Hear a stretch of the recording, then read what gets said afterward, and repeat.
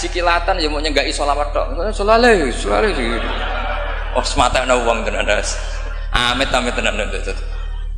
Loh kenapa? Sholawatnya baik, tapi Jibril juga gak paham. Sholale itu kan kalimat apa kan juga jelas. Coba diterkib. Nabi Muhammad sholli alaih. Sholli itu malah perintah. Berarti kiaimu sholli alaih. Berarti Pak Yai, kue semua sholawat kan gitu. Itu kalimat yang salah. Assalamualaikum warahmatullahi wabarakatuh. Bismillahirrahmanirrahim. Tabarakalladzi nazzalal furqana ala 'abdihi liyakuna lil 'alamin nadhira. Allahumma shalli wa sallim ala sayyidina maulana Muhammadin wa ala alihi wa sahbihi asma'in nama ba'du. Ingkang sangat kula hormati Kiai Mahfud, Kiai Robah, Kiai Afif, sedanten putra-putranipun keluarga Mbah Maksum, Kiai Syekhun, sedanten guru-guru bunyai ingkang kula hormati. Kula niki basa Jawa napa basa Indonesia? Jawa mawon nggih. Kula badhe matur tentang sanad ya. Terus termasuk khususiyatu hadil ummah. Termasuk keekhasan umat ini adalah punya sanad muttasil, punya silsilah, punya mata rantai keguruan ila Rasulillah sallallahu alaihi wasallam. Saya berkali-kali matur, saya mungkin tanggal sedoso ya, tanggal 10 November kula teng Termas. Di Termas di keluarga besar Kiai Mahfud. Kita tahu Mbah Maksum ini pernah ngaji sama Mbah Fakih Mas Kumambang, juga tadi kalau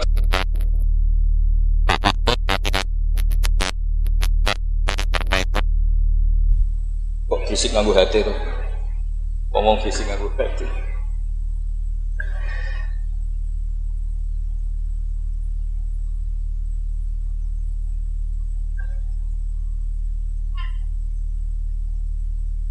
Betul. Kalau terusakan ya, terus min khoso isi hadil ummah atau termasuk khususiyatu hadil ummah adalah sanad keguruan. Sing sanad keguruan niki muttasil ila Rasulillah sallallahu alaihi wasallam dan tidak boleh terputus. Itu saya tidak akan bosan-bosan nyampaikan itu. Iku boten sifatu madhin tapi sifatu raddin. Bukan madh, bukan muji. Terus padha karo muni Gus Bah iku ya ora maling, ya ora bajingan, ya ora lucu. Dan Nabi Ibrahim mau digelari pangeran ya ora Yahudi, ya ora napa Nasrani. Itu memang benar-benar aneh. Kenapa itu terjadi? Karena ada zuriyah Nabi Ibrahim yang bernama Yahuda. Ini Yahuda bin Yakub bin Ishak bin Ibrahim. Kemudian Yahuda ini menjadi satu entitas, satu entitas atau satu komunitas atau bahkan satu agama yang akhirnya dikenal oleh Yahudiyah. Berhubung anak putune Yahudi, wong bayangno Ibrahim nggih napa? Yahudi. Karena Ibrahim itu manggon teng kawasan Bethlehem, teng Hebron, dan di situ sekarang jadi komunitas Nasrani. Orang juga menganggap Ibrahim itu napa? Nasrani. Sehingga Allah ngutus makhluk terbaiknya, nabi terbaiknya, gini ku Nabi Muhammad sallallahu alaihi wasallam. Terus Nabi Muhammad niki sing ngelurusno nak Ibrahim itu boten Yahudi nggih boten napa? Nasrani. Dan Nabi Muhammad mati-matian berjuang membawa tauhid, dan tauhid itu diatasnamakan millata abikum Ibrahim. Terus niki mengke dados perhatian sesarengan. Artinya gini, orang yang sudah meninggal niku sudah nggak bisa apa-apa. Wonten ayat teng Quran niku nyifati Nabi Ibrahim namun kalian dawuh maka na Ibrahimu Yahudiyya wala Nasrani. Terus Ibrahim itu gak ada zuriyah namanya Yahuda, niku Yahuda bin Yakub bin Ishak bin Ibrahim. Ibrahim. Akhirnya ketika Yahudiyah ini jadi satu entitas itu saged agama, saged marga, saged nama kerajaan. Iku orang mengira Ibrahim itu Yahudi karena entitas setelah Yahuda itu mengidentitaskan Ibrahim atau menstatuskan sebagai apa? Yahudi. Nasrani juga sama karena kebetulan agama Nasrani lahir di Yerusalem, di kawasan Hebron, di Bethlehem. Kemudian orang menstatuskan Ibrahim itu ya Nasrani. Karena mayit ini orang yang sudah tidak berkutik. Sehingga kalau dzurriyyahnya mayit ini menjadi pilihan tertentu, memilih pilihan tertentu, maka akan menstatuskan mbah-mbahnya. Sehingga saya berkali-kali bilang sebetulnya adat di Jawa itu salah. Anak numpang keramat baik, keramat gandul itu salah. Sebetulnya kalau dalam tradisi leluhur Arab itu dibalik. Kama tasyarrafa bi Muhammadin adnanu. Jadi status mbah-mbah kamu itu ikut status kamu. Jadi orang nggak peduli dengan kilap Abdul Samsin Manaf, andai kan tidak ada orang bernama Muhammad Shallallahu Alaihi Wasallam. Orang nggak akan peduli dengan Wali Songo, andai kan tidak punya murid-murid nasab maupun murid-murid sabab, kata para ulama yang mengajarkan Fathul Wahab, Ikhya. Andai kan kita kemudian beda haluan, nganggep kuburan itu tempat syirik, tempat khurafat bid'ah, maka kita tidak menstatuskan kuburan wali itu tempat berkah, tapi tempat bid'ah dan syirik. Nah, status itu tuh terserah kita, bukan terserah yang meninggal. Itu filosofi dari maka na Ibrahimu Yahudiyau wala Nasran. Andai kan tidak ada Nabi Muhammad SAW, maka kestatusan Nabi Ibrahim akan dibelokkan menjadi berstatus Yahudi maupun Nasran. Maka kalau mau matur, min khoso isi hadil ummah adalah as-sanadul muttasil ila Rasulillah sallallahu alaihi wasallam. Sebab hanya dengan sanad itu kita bisa menjaga status guru kita, gurunya guru kita, gurunya guru kita ila Rasulillah sallallahu alaihi wasallam. Saya termasuk orang yang fanatik sanad. Saya muridnya Mbah Mun. Mbah Mun diantara gurunya tentu Mbah Karim Lirboyo. Beliau ngaji sama Mbah Hasyim ngaji sama Syekhona Khalil ke Syekh Nawawi Banten, atau Mbah Mun ngaji Mbah Karim, Mbah Hasyim ngaji Syekh Mahfud Termas di Mekah, kemudian ngaji Said Abi Bakar Sato Sohibul I'anah. Saya dari gen saya piyambak, gak ada bapak kandung, hafal Quran, ngaji sama buyut saya dari ibu, dan itu sampai buyut saya namanya Hafsah, itu binti Soleh, binti Maksum dulu, binti Maksum bin Soleh. Soleh buyut saya itu gurunya Mbah Soleh Darat ketika beliau masih di Kudus, ngaji di Damaran. Pondok tertua di Kudus itu buyut-buyut saya di Damaran belakang makom. Jadi buyut saya kandung namanya Hafsah, punya anak namanya Sofia itu yang sampai saya, punya adik Badiah jadi ibunya Ki Sahal. Terus Hafsah itu punya saudara, punya penak bule namanya Nyai Fadilah, itu di garwa Kiai Akil Sirat yang jadi Pak Said Akil dan seterusnya. Saya cerita begini ini penting karena supaya kebenaran itu dzurriyatam ba'duha min ba'd. Sekali dzurriyah ini melenceng itu tidak harus ekstrim menjadi kafir menjadi muslim atau muslim menjadi kafir, tidak harus itu. Misalnya dari Sunni menjadi Wahabi atau Sunni menjadi Syiah, atau Sunni seneng ngaji menjadi Sunni tidak seneng ngaji, itu juga sudah parah. Atau kiai yang dulu kagum anaknya bisa baca Ikhya, kemudian kiainya kagum kalau anaknya punya Alfat, itu juga melenceng sama. Dari kiai yang bangga anaknya tawakal menjadi bangga kalau anaknya pakai BUMN, itu juga melenceng. Jadi melenceng itu macam-macam, tidak harus ekstrim. Tapi efek dari melenceng itu adalah menstatuskan orang sing hanifah muslimah, yaitu Nabi Ibrahim, menjadi Yahudian atau Nasronian. Jadi kira-kira kalau ada muridnya Mbah Mun kok kedonyan, sebetulnya mental kapitalistiknya itu dia mungkin nyifati Mbah Mun Mbah Sahal itu enak kayak gede, tamune akeh, duwe akeh, mesti seperti itu. Tapi kalau saya atau yang sejenis saya enak duwe Kiai Mbah Mun, saya pernah khatam Wahab dengan Mbah Mun, khatam Mahali sama Mbah Mun, Jampul Jamek sama Mbah Mun, nak moco enak, nak nerangno enak. Sampai kata ada Kiai Madura itu nak maca kitab rapati iso. Tak tanya, teman saya, yang Kiai ini teman saya, bukan semua Kiai Madura yang teman saya. Kenapa kamu tidak bisa baca kitab? Yang kitab enak dibaca milik Mbah Mun, yang milik saya tidak enak katanya. Sehingga dia punya cita-cita mau beli kitabnya Mbah Mun. Jadi dia tidak menyalahkan otaknya, tapi menyalahkan kitabnya. Setelah saya alim, saya sering baca kitab. Katanya dia, kitab jenengan tak beli 10 juta Gus, asal saya bisa baca kayak jenengan. Khawatir saya masalah sanad itu, saya ulang lagi masalah sanad.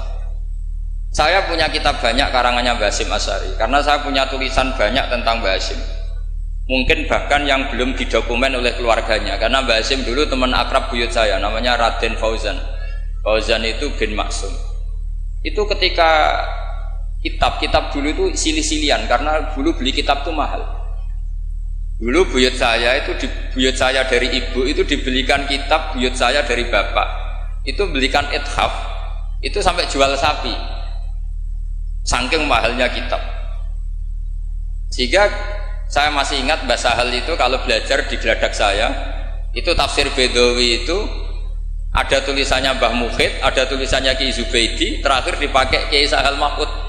Jadi satu kitab dipakai sekian generasi, saking susahnya kitab. Terus dulu orang belajar itu ya serius. Qorok tu alas syekh. Jadi dulu itu murid baca di depan kiai, kemudian dibenarkan atau disalahkan. Sekarang enggak. Kiainya baca, muridnya ngantuk omongan sendiri, terus dengan bangganya merasa saya ini muridnya Mbah Mun, muridnya Gus Baha. Itu innalillahi wa inna ilaihi raji'un. Ini enggak benar seperti itu. Karena dia sebetulnya tidak mustakil. Kecelakaannya lagi, metode pelatihan bahasa Inggris, bahasa asing itu pakai metodenya ulama dulu. Orang kalau kursus Inggris itu dilatih disuruh ngomong sampai aksennya Inggris, konversasinya gaya Inggris, sehingga mereka pinter. Itu metode kita. Dulu nggak ada guru bacakan murid, itu tidak ada murid bacakan guru. Makanya kenangannya Imam Syafi'i, qara'tu ala Malik al-Muwatta, saya membaca Muwatta di depan Imam Malik. Sehingga murid pinter apa goblok ini gurunya tahu. Nanti kalau bacanya benar terus disahkan jadi kiai. Karena enggak, nanti terus di rokokan ambil omong-omongan tetap jadi kiai. Padahal kiainya saja nggak tahu dia pinter, enggak aja nggak tahu. Nah ini termasuk sanad yang mungkotek. Makanya saya ini nyesal senyesal-nyesalnya. Di tradisi pesantren sekarang ngaji sorogan itu jarang. Saya alhamdulillah sampai sekarang masih ada beberapa santri yang ngaji sorogan mahali sama saya, termasuk beberapa Gus Sarang masih sorogan sama saya. Karena Mbah Mun tuh gak mau ngasih sanad kecuali sorogan. Jadi dulu saya ngaji sama Mbah Mun, cucu kandungnya Mbah Mun mau sanad mahali gak langsung Mbah Mun, harus lewat saya, karena Mbah Mun sudah tidak sorogan mahali karena sudah sepuh. Nah pentingnya sorogan itu, orang mustakil, murid ini mustakil, bacanya apa ini mustakil. Jangan sampai ngalami misalnya ada murid tanya, Gus, walam tarjiman itu maknanya apa? Saya yang kecelok orang alim saja gak tahu maknanya lam tarjiman. Setelah tak lihat ternyata di bab khed walam tarodaman, dia baca langsung lam tarjiman. Ya bingung. Kok saya sampai apa? Madatul kalimah dari apa, mustaknya apa, soroknya. Akhirnya saya coba kitabnya tak lihat, ternyata walam taro daman, dia bacanya langsung lam tarjiman. Itu banyak sekali. Nah makanya saya mohonlah di dukun ini, orang-orang yang alim atau ustadz alim itu harus tetap ada tradisi ngaji sorogan, terutama bagi khiyaru ahli, orang-orang pilihan. Dulu sahabat ngaji Rasulullah Quran itu ya sahabat yang baca. Dulu saya ngaji Quran, setor Quran min awali hatta akhiri, ya saya yang baca.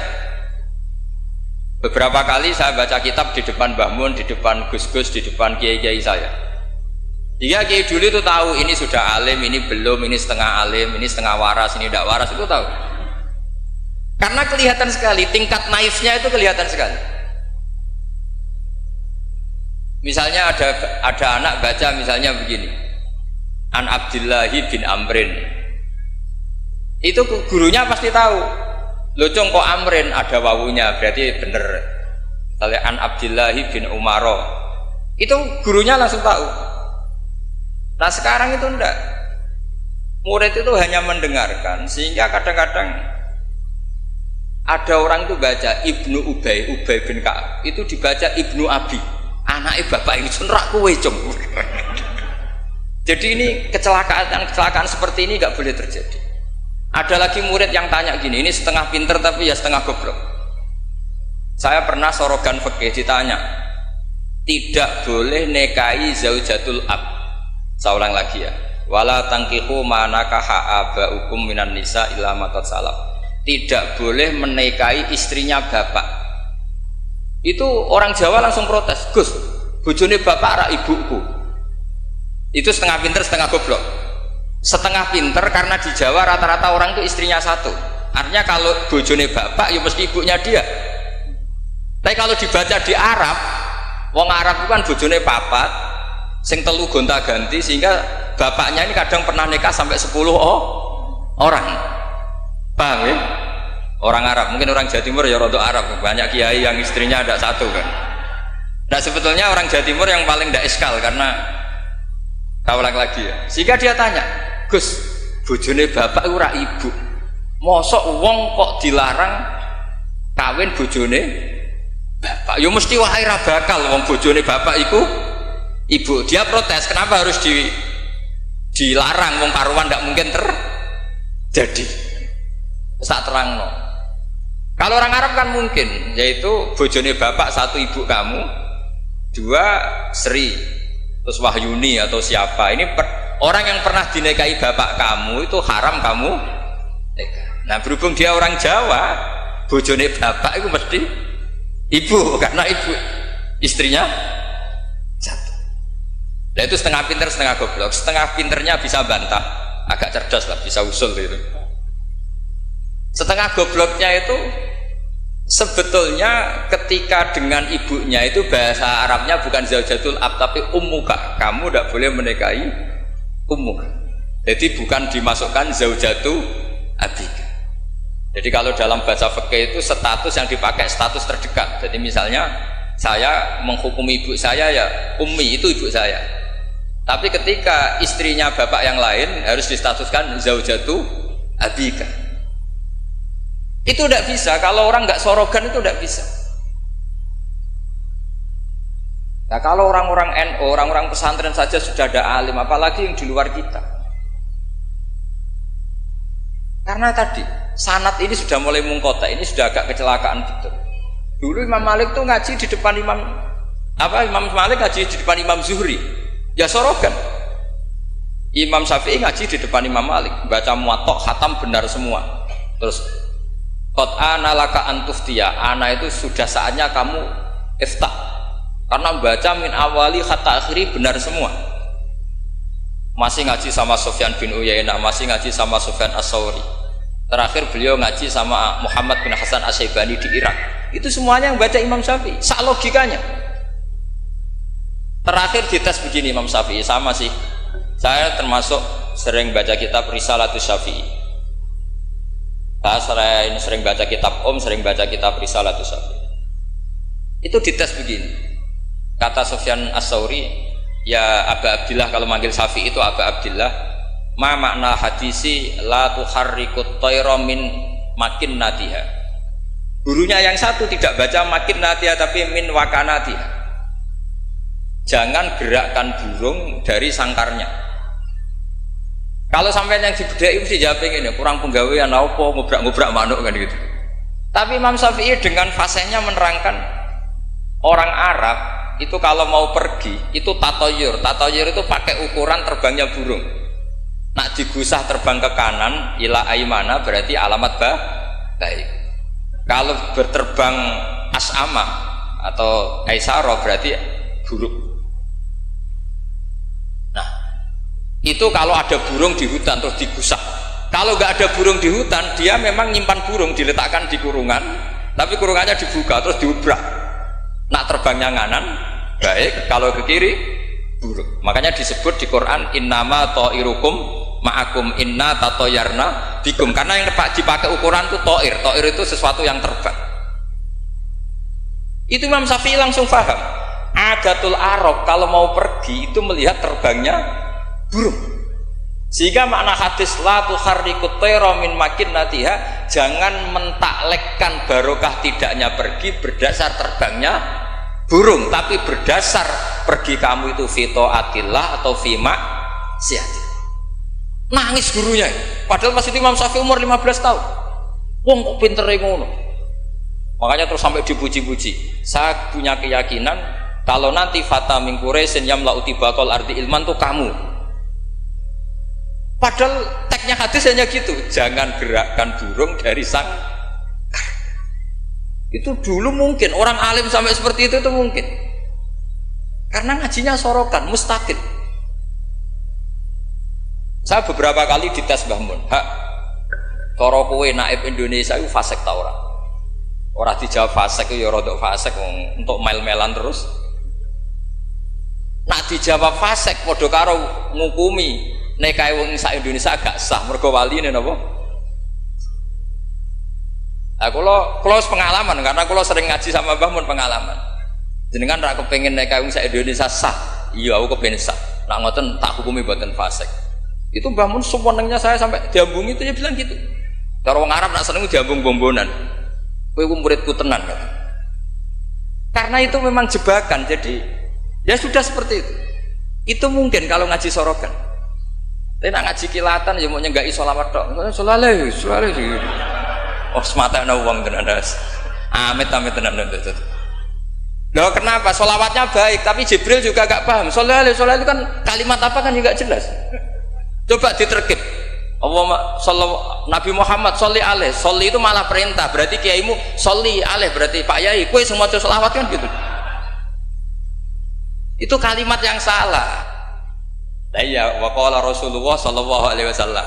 Terus muridnya muni sholli alaih, berarti kan kalau dimaknani kan sholli maca sholawat sira Pak Kiai, ali ngatasin mun jenengan mawon sing maca sholawat. Nah berhubung itu bahasa Arab gak ketara salah kan gitu. Adat-adat ngono iku mareni gitu. Itu naif. Mestinya kan qala Rasulullah sallallahu alaihi wasallam, sallallahu alaihi lah. Paling enggak ada dhamir mustatir yang kembali ke Allah. Nah kalau terus muridnya bilang apa? Sholli alaihi, coba sampean maknani sholli alaihi. Sholli ya Syekh alaihi ala nabi. Kacau enggak kira-kira Anda kan dengar orang yang ngerti itu. Tapi alhamdulillah banyak yang nggak tahu sehingga ya alhamdulillah. Makanya saya berkali-kali muji orang bodoh itu barokah. Mergo ora salah wong. Jadi penak weh. Kalau saya tangisan, nak pondok gede wes salah oleh maca sholawat mun sing pondok cilik.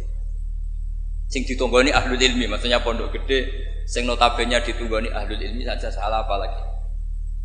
Jadi dulu tuh orang itu pinter sekali karena ngajinya sorokan. Sahabat ya gitu. Sahabat tuh kalau nggak paham ya tanya Nabi, karena logikanya Nabi kadang nggak nyambung sama logika sahabat. Misalnya begini, al-qatil wal maqtul finnar, yang bunuh maupun yang dibunuh. Saya baca lengkapnya. Idzal taqal muslimani bisayfihima fal qatil wal maqtul finnar. Jika dua orang muslim perang sama-sama membawa pedang, maka yang bunuh maupun yang dibunuh di neraka. Sahabat tuh iskalnya hadza al qatil. Oke lah kalau qatil finnar, kalau pembunuh di neraka normal ya Rasul. Fama balul maktul.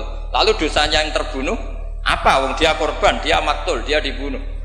Jawabannya Nabi, innahu kana harison ala qatli sahibi. Dia sebut maktul, oke, dia maktul, tapi mentalnya qatil. Artinya gini, yang terbunuh itu mentalnya qatil apa maktul? Qatil, karena dia saat tempur tentu inginnya membunuh. Artinya maktul itu status fakta, tapi status mentalnya qatil. Itu hebatnya Rasulullah. Ya ketika ada orang sama-sama bawa pedang duel, itu mentalnya semuanya qatil. Cuma yang satu nasibnya maktul. Nah, maktul ini status nasib apa status niat? Status nasib, niatnya dia tetap qatil sebagai pembunuh. Jadi segampang itu Rasulullah menjelaskan, karena tadi ada sorogan. Jika Nabi setiap ngaji sama sahabat, aro'aitakum hadhi, aro'aita kadza, aro'aitukum kadza. Nah, ini terakhir, qadhiyah saya terakhir tak terangkan. Nah, sehingga Quran, ini kembali ke sesuatu yang saya tekuni. Sehingga Quran itu mengajak orang itu berdialek, dan sering ada kata aruni, kul aro'aitum. Kenapa demikian? Karena nggak boleh orang tuh menerima ilmu itu karena dicekoki guru. Dia harus bisa berpikir sendiri. Jika Allah kalau ngendikan, nggak apa-apa selain saya sebagai Tuhan, nggak apa-apa kata Allah. Kamu bilang Yesus Tuhan nggak apa-apa, Fir'aun Tuhan nggak apa-apa. Tapi kata Allah, aruni madza khalaqu minal ardi. Tapi tolong tunjukkan ke saya prestasinya Fir'aun apa?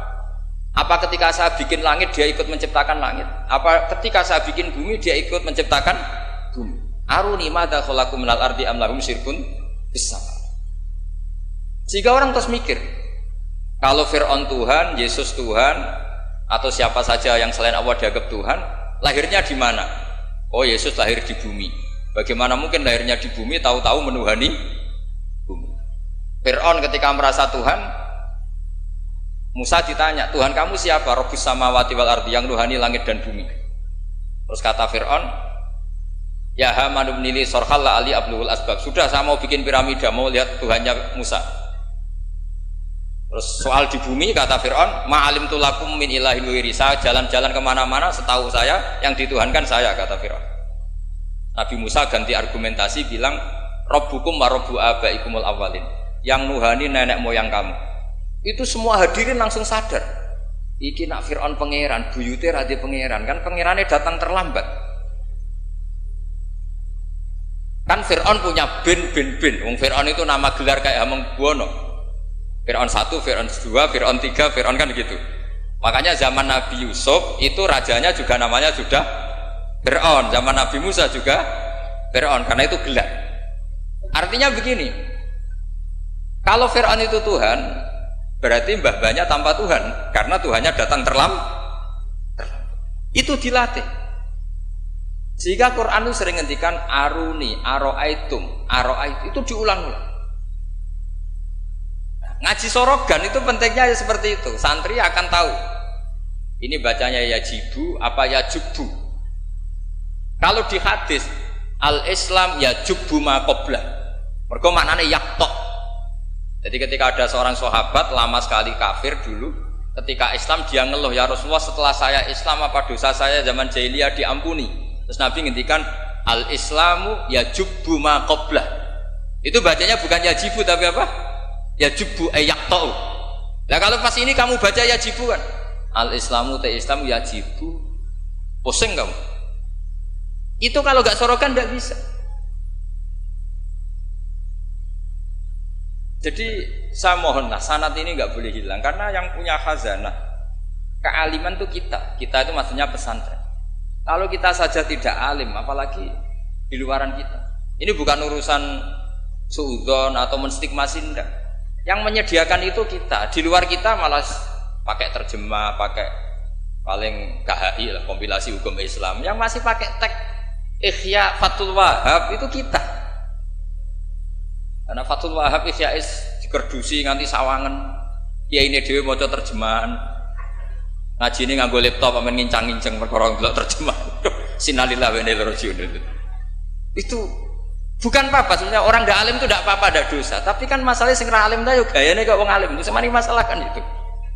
Kon ngaku bodoh kan yo ora gelem kan. Dulu itu ndak seperti itu. Sehingga Nabi Ismail misalnya, Nabi Ibrahim itu nabi itu diperintah Allah mesti benarnya. Inni arafil manami anni atbahuka. Saya bermimpi, mimpi anbiya adalah wahyu, bahwa saya disuruh nyembelih kamu. Apa kata Nabi Ibrahim? Fangzur madza tara. Lalu menurut pendapat kamu gimana? Karena mulai dulu enggak, jadi tradisi di kampus dua arah, mahasiswa disuruh mikir, disuruh cerdas. Itu dulu kita sebelum ada kampus itu para nabi sudah punya tradisi murid itu mustaqil bil fikr. Murid bisa mikir sendiri. Fangzur madza tara. Menurut pendapat kamu gimana Ismail? Supaya apa? Kalau Ismail betul-betul nanti disembelih, itu dia tidak hanya nurut Nabi Ibrahim tapi memahami, jika dapat ganjaran 2 kali, nurut bapak ya nurut pangeran. atau nurut pangeran ya nurut bapak. Fandur madza tara qala ya abatif almatu. Jadi tidak mentang-mentang Ismail aku dikongkon pangeran nyembelih kowe ayo nang tak sembelih tak oleh bantah nurut. Tidak ada seperti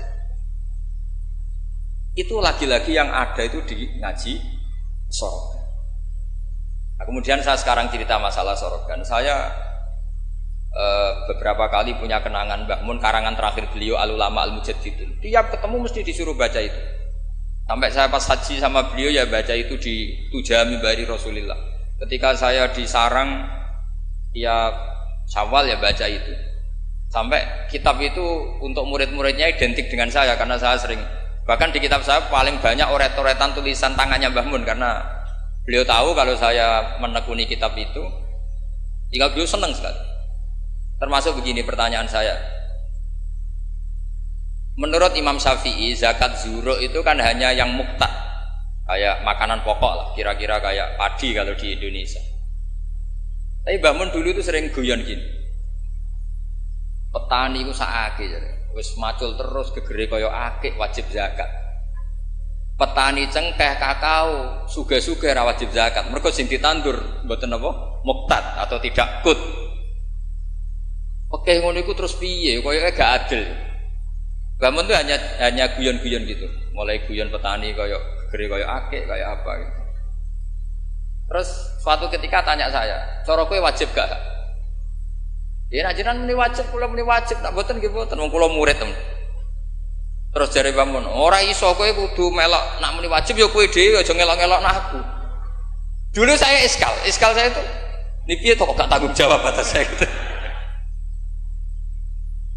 Dan di kitab itu ditutup dengan kalimat fa'ala man huwal qudwah li hadhil ummah ay yuftiya bima huwal aslah li hadhil ummah. Jadi orang menjadi panutan umat harus berfatwa sesuai al aslah li hadhil ummah.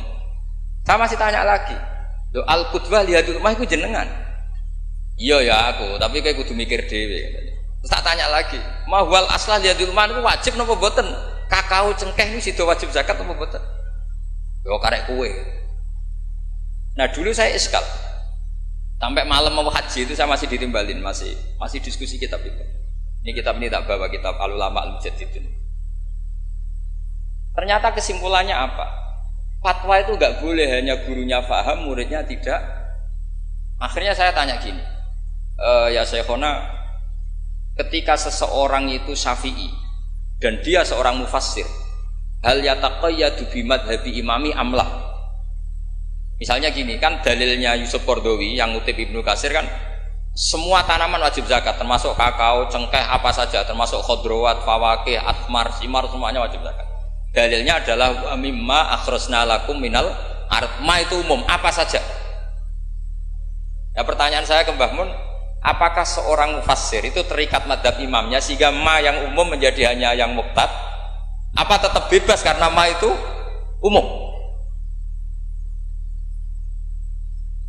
Terus ya beliau mau gejol-gejolkan ya, tapi yang beliau sempat komentar al-fawakih wal khodrowat sekarang aksaru iktisodian secara ekonomi lebih prospek, harusnya wajib. Nah saya kenapa cerita panjang lebar ini supaya jangan sampai pondok-pondok yang belajar Fathul Wahab, belajar Ihya, belajar Fathul Mu'in, kemudian kita dianggap orang yang antisosial. Petani melon kaya, petani tebu kaya, sudah kaya tidak wajib zakat karena yang ditanam tidak kut. Petani pari wis melarat, utangan hanya karena yang ditanam apa? Kut atau muqtad wajib zakat. Lalu kata dunia kan terus piye toh kiai? Nah ini saya mohon sekali itu murid-murid bisa memahami kalau kita itu mendiktekan pikiran kita. Nah dulu Imam Syafi'i cara belajar seperti itu. Imam Syafi'i itu dulu senengnya sama orang miskin tak ngamek karena sifatnya Nabi wa yuhibbul fuqara wal masakin terus wa yajlisu ma'ahum wa yaruddu mardahum. Wa yuhibbul fuqara wa yajlisu ma'ahum wa yaruddu mardahum terus. Dia ketika di Mekah miskin, di Madinah mulai gundah. Imam Malik itu gaya orangnya. Jadi kalau duduk di kursi tinggi, babutnya itu empuk. Beliau mulai iskal, ini kiai kok kaya raya. Tapi itu dipendam sama Imam Malik. Terus ketika Imam Malik mengesahkan Imam Syafi'i jadi mufti, Imam Syafi'i tanyanya begini, setelah jenengan orang yang alimnya kayak jenengan itu siapa aja? Dari Imam Malik, sakjane Abu Hanifah, tapi wongnya mati, orangnya sudah meninggal. Mungkin beliau juga bilang mati karena selevel. Mungkin kalau kita harus bilang kabudut. Bahasanya memang mata, bukan tufiya. Lalu siapa yang alimnya kayak Abu Hanifah? Muridnya masih hidup, namanya Muhammad bin Hasan. Kita bisa ke sana, boleh dari Imam Malik. Imam Malik itu kaya, uangnya banyak, tapi beliau rumahnya ngontrak. Jadi kiai mulai dulu lebih seneng uang cash daripada apa sawah Tegal karena nggak bisa sedekah. Akhirnya Imam Malik gandeng Imam Syafi'i dijak ke Baki. Dulu Baki itu pasar kafilah, rental lonta gitu. Mana kafilah yang mau ke Irak? Oh saya ya Imam Malik, dibayari sama Imam Malik ini antar sampai ke Baghdad, sampai ke Kufah. Sampai ke Baghdad, dulu namanya Baghdad itu ya Baghdad, Kufah, Basrah, belum ada nama Irak. Terus Imam Syafi'i disangoni uang tuh banyak, pernah saya hitung tuh sekitar hampir 40 juta karena 1 dinar kan sama dengan 4,25 gram, ada yang mengatakan 4,20 gram. Nah saya hitung tuh sekitar 40 juta. Imam Syafi'i mulai iskal, kiai ki melarat sing tak belor atau nyangoni, kiai sugih nyangoni terus, mulai rubah pikirannya. Ternyata kiai sugih itu ya manfaat gitu loh. Dulu dia pengagum kiai melarat karena zuhud, bebas hisab, jadi hisab apa nih orang dipopo kan itu. Terus bareng ngaji di Irak, di Baghdad itu, di Kufah, karena dulu itu satu kawasan. Ini perlu saya sampaikan, jadi dulu Kufah itu bukan nama kayak sekarang, Baghdad Irak. Jadi saya beri contoh sedikit ya, perubahan bahasa. Dulu yang namanya Israel itu kalimatul madkhir, karena Israel maknanya hamba Allah. Jika ada ayat wa anni faddaltukum alal alamin, Bani Israel. Sekarang enggak, Israel sekarang itu nama nation, sebuah negara.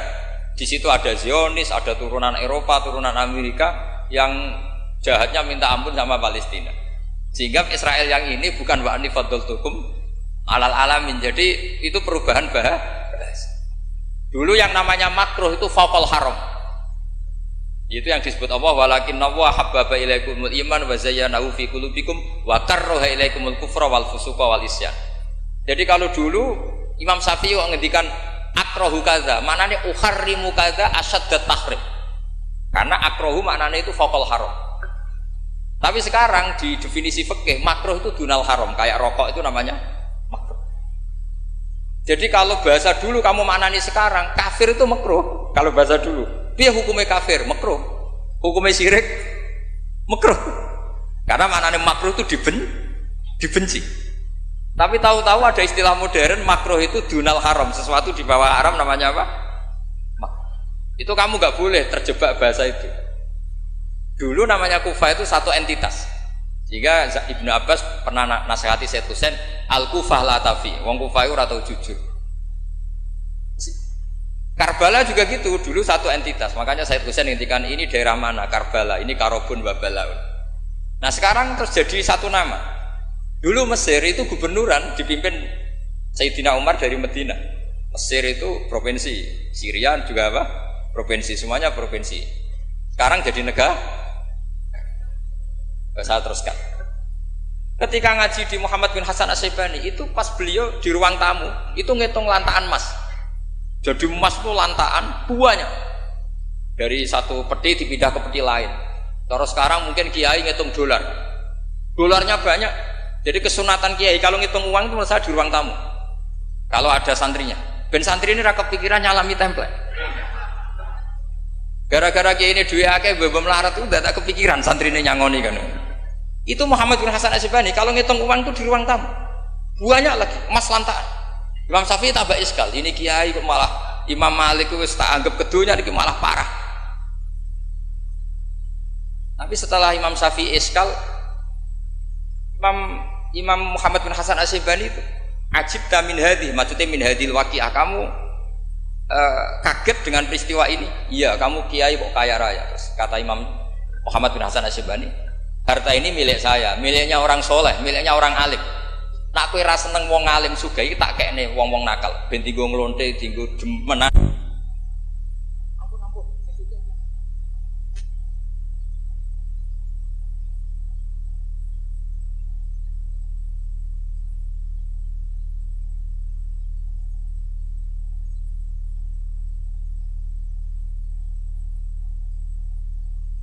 Islam kuat beli kuda, kok beli khimar haram.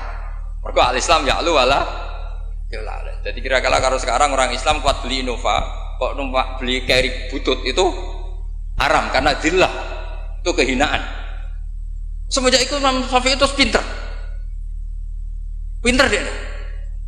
Iya, Pak Kiai tak haramno sugih, terus sing sugih wong fasik, yo repot dunya. Kiai tak haramno jabat, sing jabat wong fasik, amen perda nglindungi tempat-tempat mak, iku ya terus repot. Nah sanad itu sampai Imam Ghazali, termasuk yang tak baca kak saya ketika bela Mbak Mun al-Intisar lima dzaifi Syaihina itu saya bela diantara adalah ulama harus punya pangkat supaya otoritas itu dimiliki orang soleh. Terus wa amal izu wal jafa bihi ma yadfaul insan anafsi adil terus. Ada yang baca fabihi, kalau fabihi udah miripnya mufrad. Semenjak itu kakak saya pernah wakil bupati, Eropa pernah bupati, Gus Yasin putra Mbah Mun wakil gubernur. Itu panjang, sanad pemikiran seperti itu tuh panjang. Kalau kiai tidak boleh jabat ya biar yang jabat orang fasik, nanti perdanya menguntungkan ahlul fiqih dan seterusnya dan seterusnya. Dan itu ulama dulu bisa menerangkan dan memahamkan pada murid-muridnya karena ngajinya soro. Sekarang enggak ngaji ya kayak seperti ini. Makanya saya diundang itu termasuk kiai paling sulit diundang. Wis masyhur. Andai kan Kiai Roba tidak datang ke saya sendiri, mungkin saya tidak datang. Wis tenang yakin ya sekarang datang. Saya itu hanya mau datang ke pernah sepuh. Ternyata pernah sepuh ya banyak, jadi wah mata wong itu. Nah nanti itu kalau Kiai Jawa itu Kiai Jamal itu kan iparnya Basal itu sepupunya Mbah saya. Mbah Jamal itu abahnya Gus Rosin. Saya tiap bulan kan ngajar di pondoknya Mbah Sahal karena memang sepupunya Mbah saya. Kemarin di Termas, jadi pernah sepuh ternyata banyak. Makanya ini yang nom-nom itu haram undang saya, ini sudah tak maklumatkan. Karena logikanya jelas lah, aturan santri itu hormat mbek sing sepuh. Nah, kiai nom ngundang aku itu dosa. Mergo ngatur sing luwih tuwa. Jelas dosa, cara fikih jelas dosa. Apa meneh nom kalah pinter tambah dosa ngatur wong alim. Wes jelas cara fikih seperti itu. Kamu nggak boleh bantah hukum. Nah, kira-kira hukumnya gimana? Wong bodoh ngatur wong alim, kira-kira hukum gimana? Kira-kira dosa ndak? Dosa, yakin dosa. Jadi sanad ilmu itu terjaga sampai seperti itu, ada dialek.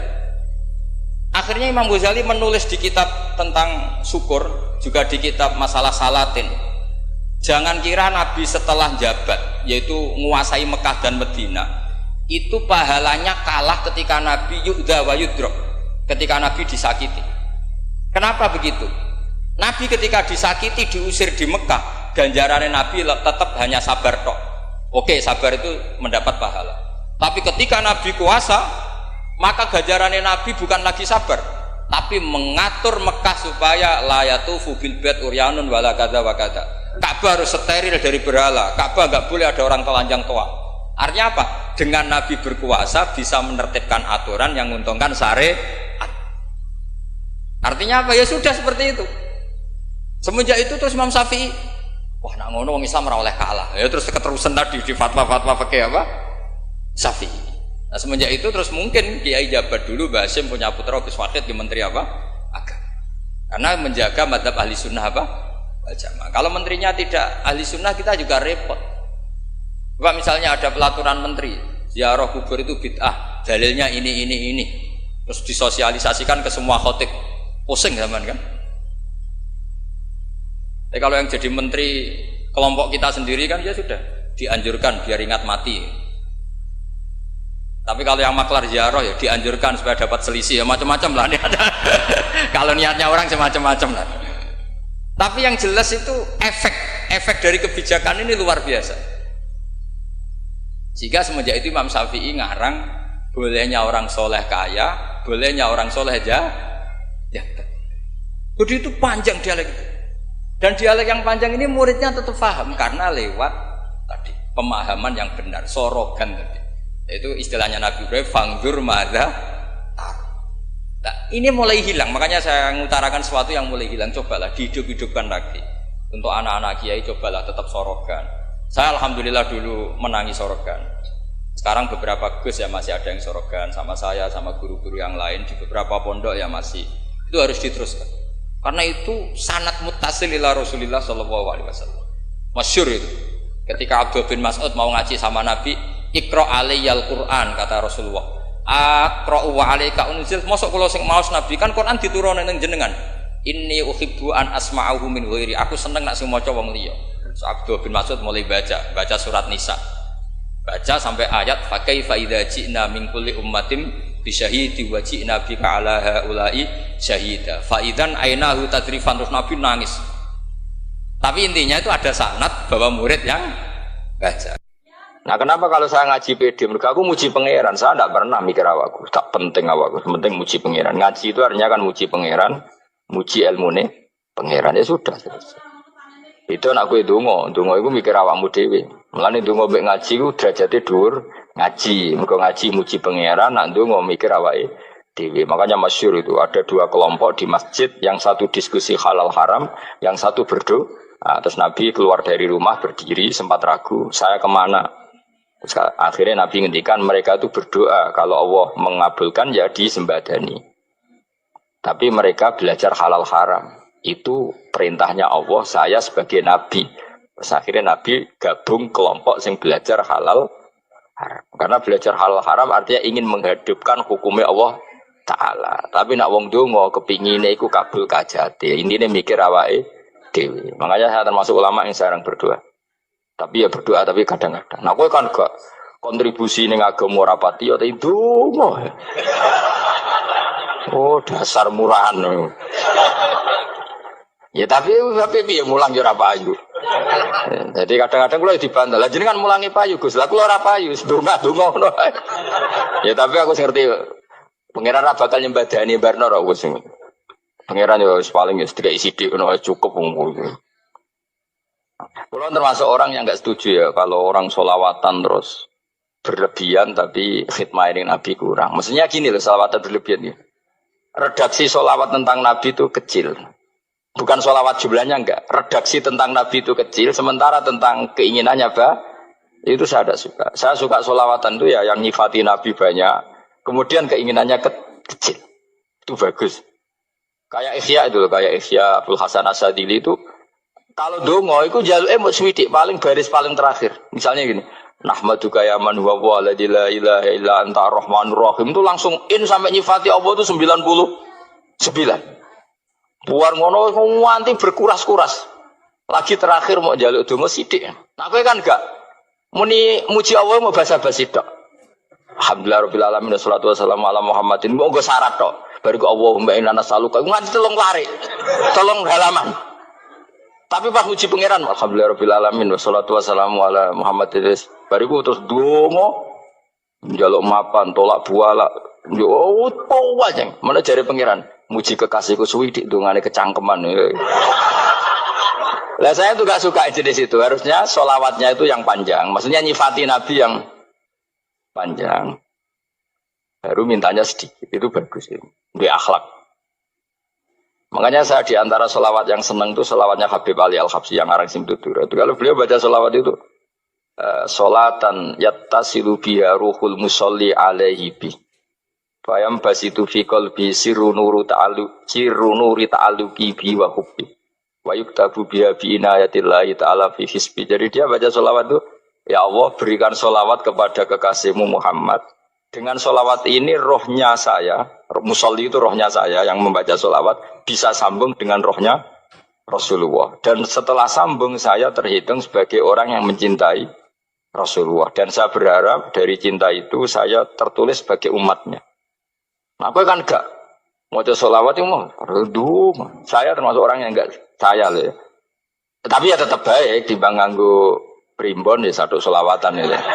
Tapi boyo punya etika lah dengan Rasulullah itu. Boyo kalau dongo nyifati Nabi yang banyak, ya baru keinginan.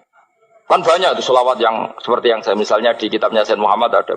Allahumma sholli ala sayyidina Muhammad nuri kalam alladzi. Wah nyifati Nabi itu sampai panjang lebar baru menceritakan hajat.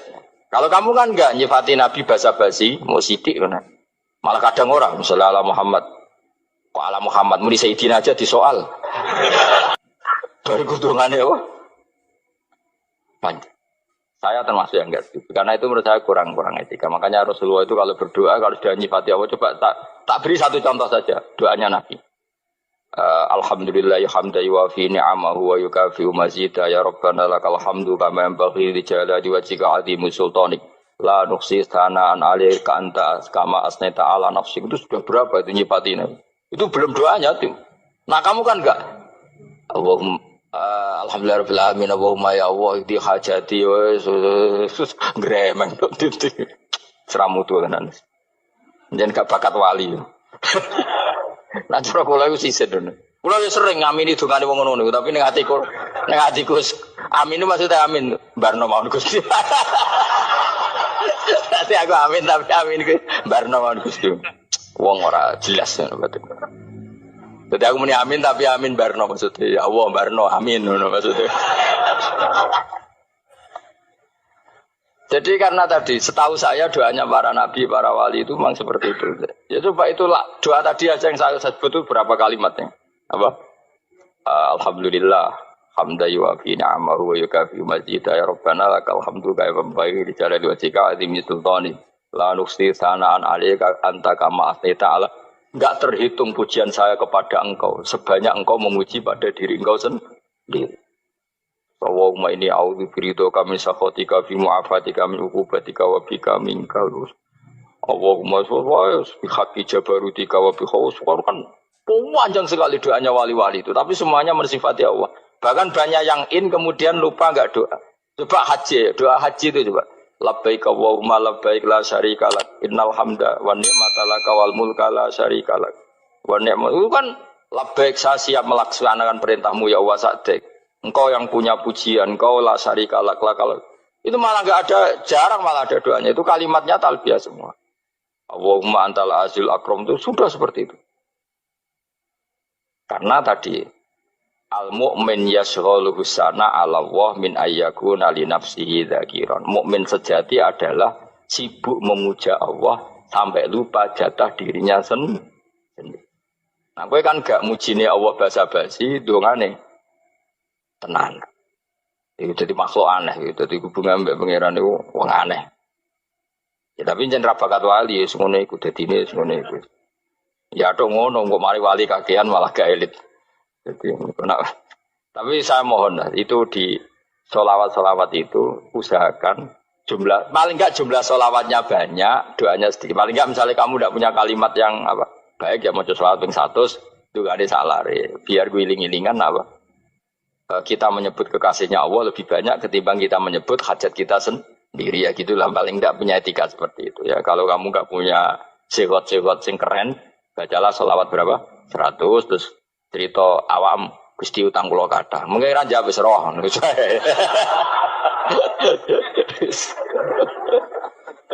Tapi kan kita menyebut kekasihnya sampai 100 nyebut utang bisa. No cowok nyebut kekasih pisan nyebut utangnya 100.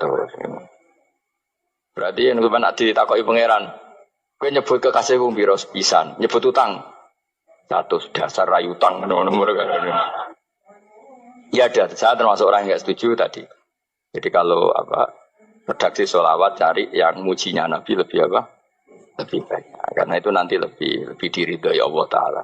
Coba Allah sendiri kalau nyebut nabinya itu hitung saja. Laqad ja'akum rasulun min anfusikum. Jadi rasulun min anfusikum seorang rasul yang sejenis dengan kamu. Terus azizun orangnya sangat terhormat. Alaihi ma'anitum rasul ini siap menanggung apa yang kalian tidak mampu. Kowe ra bakat mlebu swarga baru kaya syafaate Nabi akhirnya mlebu swarga. Kowe ra kelar korban Nabi tahu mengorbankan kita semua. Dokha Rasulullah bikab ini terus ada an ahli wa ada amman lam yudhi min mati jenenge alihima anittum. Nabi menanggung apa yang kalian berat. Azizun Nabi itu ali terus harisun alaikum Nabi sangat berkomitmen menyelamatkan kalian. Haris itu keinginan yang berlebihan itu jenenge apa?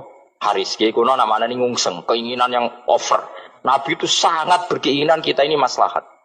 Terus bil mukminina raufur. Allah yang super saja, kalau nyebut nabinya nyifati sebanyak itu. Ada ayat lagi misalnya, Rabbana wab'ats fihim rasulam minhum yatlu alaihim ayatika. Muhammad itu siapa? Seorang rasul yang membacakan ayat-ayat Allah. Wa yu'allimuhum, seorang rasul yang mengajari mereka alkitab wal hikmah. Wa yuzakkihim, seorang rasul yang membersihkan akhlak-akhlak kita. Jadi artinya Allah punya tradisi kalau nyifati rasul itu banyak. Juga nyifati orang-orang sekeliling rasul. Makanya menurut saya madhab Syiah itu enggak pas. Karena Allah kalau nyifati Rasulullah itu jika nyifati orang-orang di sekeliling Rasulullah. Dan itu dengan pujian. Yaitu Muhammadur Rasulullah walladzina ma'ahu asyidda walal kufar ruhama'u bainahum tarahum ruk'an sujada yabtawuna fadlan minallahi warid wa nasimahum fi wujuhim min atharis sujud. Itu kan panjang sekali. Dan orang-orang sekeliling Muhammad adalah begini. Kayak apa Allah muji para ashabu Rasulillah? Masa kita ikut kelompok yang menghina ashabnya apa? Rasulillah. Makanya kita tetap madzhab ahli sunnah apa? Wal jamaah, yaitu mencintai semua sahabat. Karena Allah saja yang Tuhan mensifatinya dengan sehormat itu. Mensifati apa? Ashabu Rasulillah. Disifati orang-orang yang saling kasih sayang sama orang mukmin. Tarahum ruka'an, sujud dan komitmen hidupnya untuk rukuk dan sujud. Simahum fi wujuhim min asari sujud. Sudah asari sujud harus diterjemah, nanti sensitif.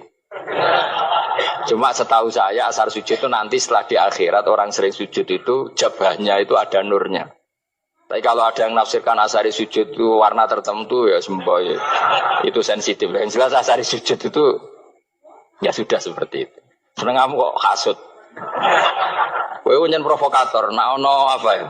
Ada hal yang begitu terus mau berlebihan. Teke yakisimun. Nah, kalau ada kepentingan pokoknya ayat si mahum fi wujuhim min atharis sujud, bahwa dalam jabahnya itu ada asaris sujud. Itu masyhur kan, saya terangkan ya, tapi kau jauh sensitif loh, biasa wae. Suatu saat Rasulullah itu ngendikan begini, nanti saya kata Nabi akan nyafaati kalian semua. Sahabat-sahabat tanya, ya Rasulullah dengan sekian miliar orang bagaimana kamu mengenali kita? Saya ulang lagi, suatu saat saya nanti akan nyafaati kalian karena saya kenal kalian. Maksudnya di akhirat. Ya Allah, di akhirat. Terus sahabat tanya, ya Rasulullah bagaimana engkau mengenali kita sementara nanti di akhirat bermiliar-miliar orang itu. Terus Nabi ngendikan gini, jika kamu punya unta dengan tanda tertentu, saya ulang lagi, jika kamu punya unta punya tanda tertentu, dalam jidatnya ada begini, dalam tangannya ada gini, dalam kakinya ada gini. Maka apa kamu bisa membedakan untamu dengan unta orang lain? Ya bisa ya Rasulullah, karena unta kita khas. Misalnya kaki depannya ada putihnya, kaki belakangnya ada putihnya, dalam baduknya ada putihnya. Kata Nabi, inna ummati yut'auna yaumal qiyamati hurran muhajjalin min asaril wudu. Nanti umatku, nanti wajahnya juga bersinar. Tangan kakinya juga bersinar. Jadi asar itu saya pastikan secara riwayat itu akhirat, maksudnya tentang akhirat. Tapi bahwa yang di dunia ada yang memulai asar itu dia monggo mawon. Loh itu bagus kan, artinya ekspresi percepatan. Tidak apa-apa loh, daripada kok kue jelas ini gitu. Maksudnya ya orang ngetok ya panjang jarang sujud tenan loh. Wes ora usah sensitif, tapi yang jelas ya nanti.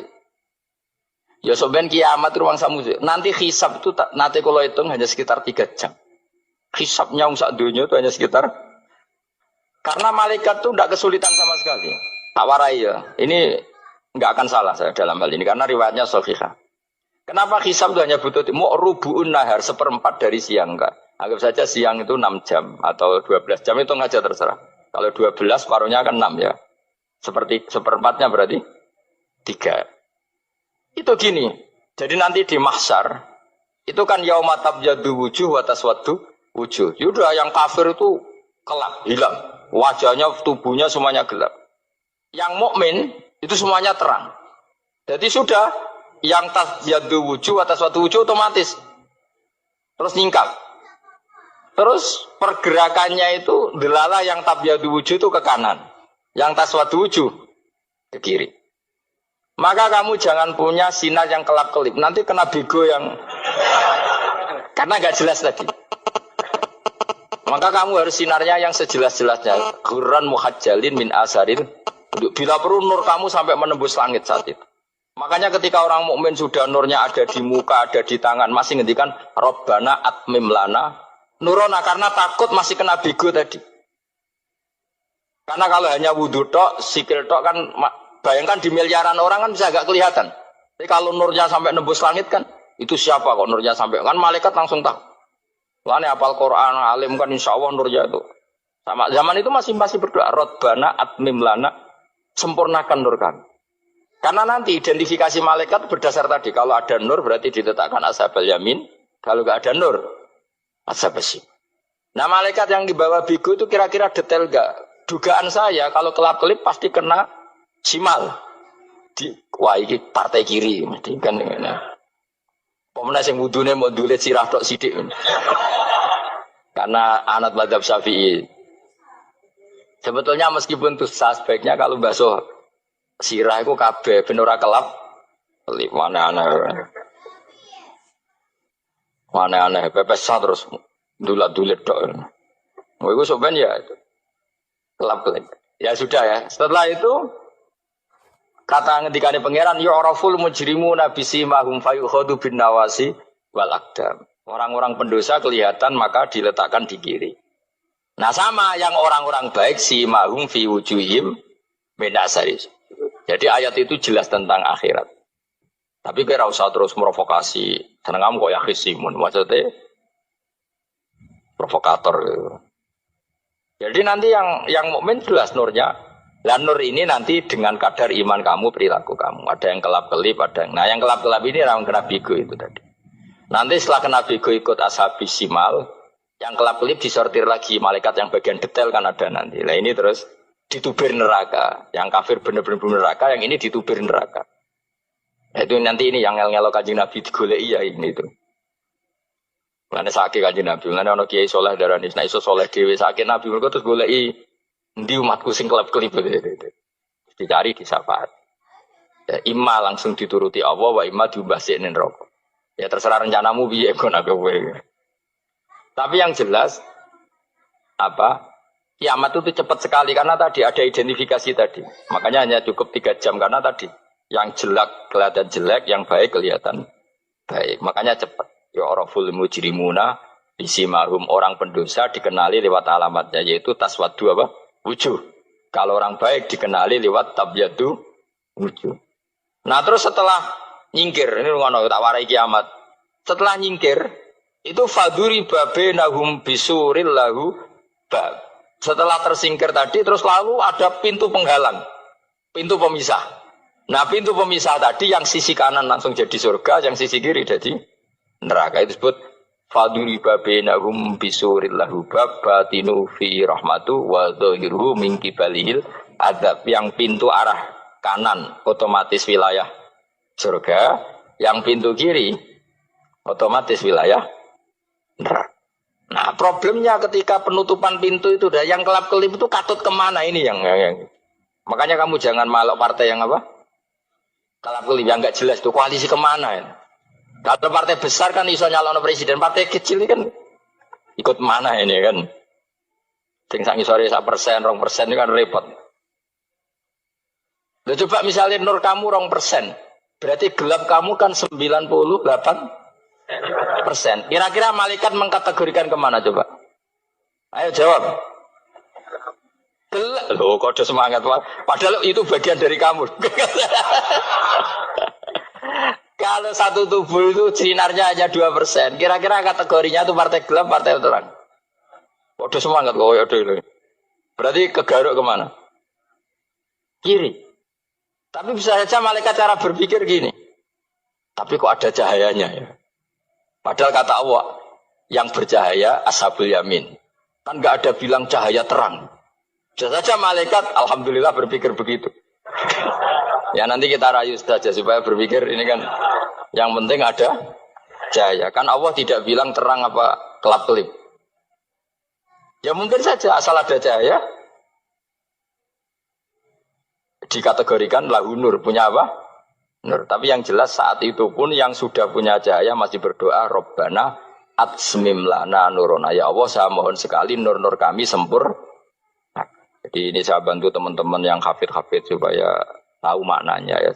Dan yang enggak hafid ya dengar ya. Kalau nur itu penting. Makanya Nabi itu kayak apa? Nabi itu orang super. Itu kalau ngendikan Wa maj'al min fawqi nuran wa min tahti nuran wa an yamini nuran wa an simali nuran, sampai terakhir Nabi masih mendoa untuk dirinya waj'al li nuran, dan semua tubuh saya jadi nur. Jadi Nabi sudah gitu kan, ya Allah jadikan sisi depanku nur, belakang kami nur, kanan nur, kiri nur, terakhir itu apa? Waj'alni nuran, dan doa semoga semua tubuh saya jadi nur. Itu termasuk doa yang sering saya baca. Karena saya takut kelap-kelip tadi, ini bahaya ini kalau malaikat. Saya tidak tahu cara berpikir malaikat tadi. Apa ngitung 98% maka dikategorikan apa? Gelap. Apa dihitung nurnya saja? Wong instruksinya Allah kan yang ada nur, ashabul yamin. Meskipun kelap-kelip kan punya nur. Saya tidak tahu nanti ikut 2% ikut mana kalau di partai koalisi itu? Ya, ikut yang menang biasanya, ikut yang apa? Ya paham ya, makanya saya mohon kalau wudhu itu usahakan sempurna, terutama wudhu sholat. Kalau nggak wudhu sholat itu sebaiknya nggak sempurna, supaya ada bedanya wudhu sholat sama wudhu tidak sholat. Rasulullah itu masyhur gitu ya. Rasulullah itu kadang tawaddu'a wudhu'an khafifan, wudhu yang sederhana, yaitu hanya sekali-sekali dan tidak sempurna. Ketika ditanya as-sholat ya Rasulullah, tidak. Misalnya saya habis makan, mau tidur, biasanya ya wudhu, tapi tentu tidak perlu sesempurna kayak wudhu sholat, biar ada bedanya. Rasulullah juga gitu, beberapa kali beliau wudhu, tapi tidak sesempurna wudunya untuk sholat. Masyhur itu di riwayat tawaddu'a wudhu'an khafifan duna wudhu'ihi lis sholat. Tapi kalau wudhu untuk sholat asbaghal wudhu, menyempurnakan wudhu. Jadi supaya ada bedanya wudhu sholat dan wudhu tidak sholat. Keyakinane jenengan niku wajah niku aurat boten, wajah wong wedok. Ayo sing elek kan, ayo aurat ta ora?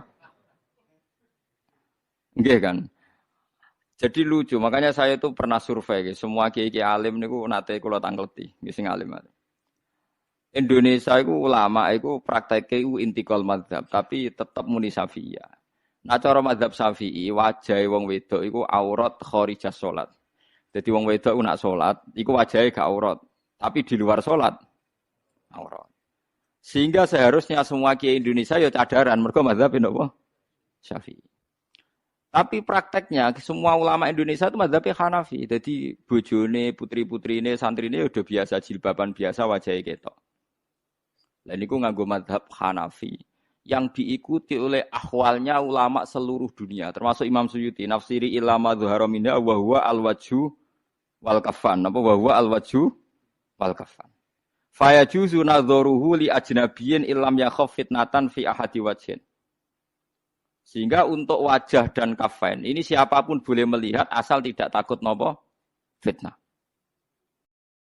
Kadang ada orang yang auratnya biasa datang ke masjid. Itu kan bingungkan malaikat, mau ditulis dosa itu ke masjid, mau ditulis taat itu buka aurat. Enggak tahu hitung-hitungannya gimana nanti. Bodoh itu barokahnya banyak. Coba barokahnya orang bodoh akhirnya nempat di pedalaman Kalimantan, Sulawesi, akhirnya bikin masjid di situ bikin. Kalau dia alim mungkin jadi ketua MUI di Jakarta. Assalamualaikum warahmatullahi wabarakatuh. Allahumma arinal haqqa haqqa warzuqna tiba'ah wa arinal batila batila warzuqna tinabah. Gus, di era sekarang ini terlalu banyak kiai. Jadi saking banyaknya kita yang awam ini bingung mana kiai yang benar, yang betul-betul benar menurut Allah. Mana yang seperti nampaknya benar, tapi ternyata itu tidak seperti yang diinginkan Allah. Jadi cara pandang panjenengan ini bagi saya sudah luar biasa mencerahkan sekali.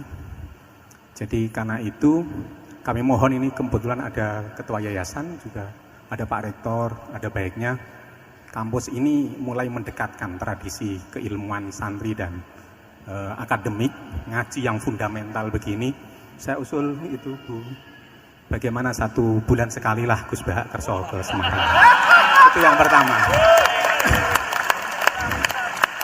Yang kedua, saya juga termasuk orang yang gelisah dengan realitas sekarang. Saya juga mau ngajukan permohonan kepada Gus Bahak. Permohonan yang paling ini, Mbak jenengan nulis 1 buku, saya muslim, saya happy gitu loh. Ini kayaknya pas banget ini. Jadi ben ora ketok kok serius banget beragama, saiki iki abot banget gitu.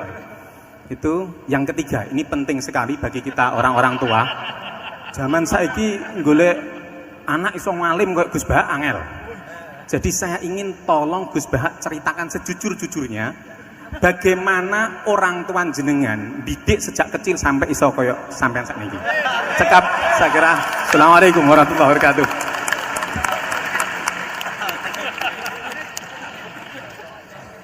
Yang kedua, monggo. Mohon dibantu mic. Assalamualaikum warahmatullahi wabarakatuh. Gus Bahak, kula badhe tangkret. Jangan kayak ini ya.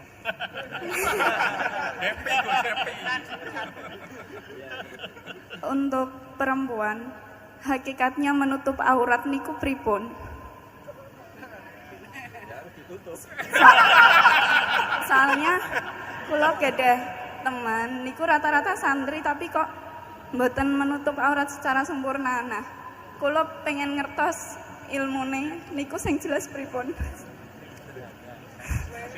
Sampun.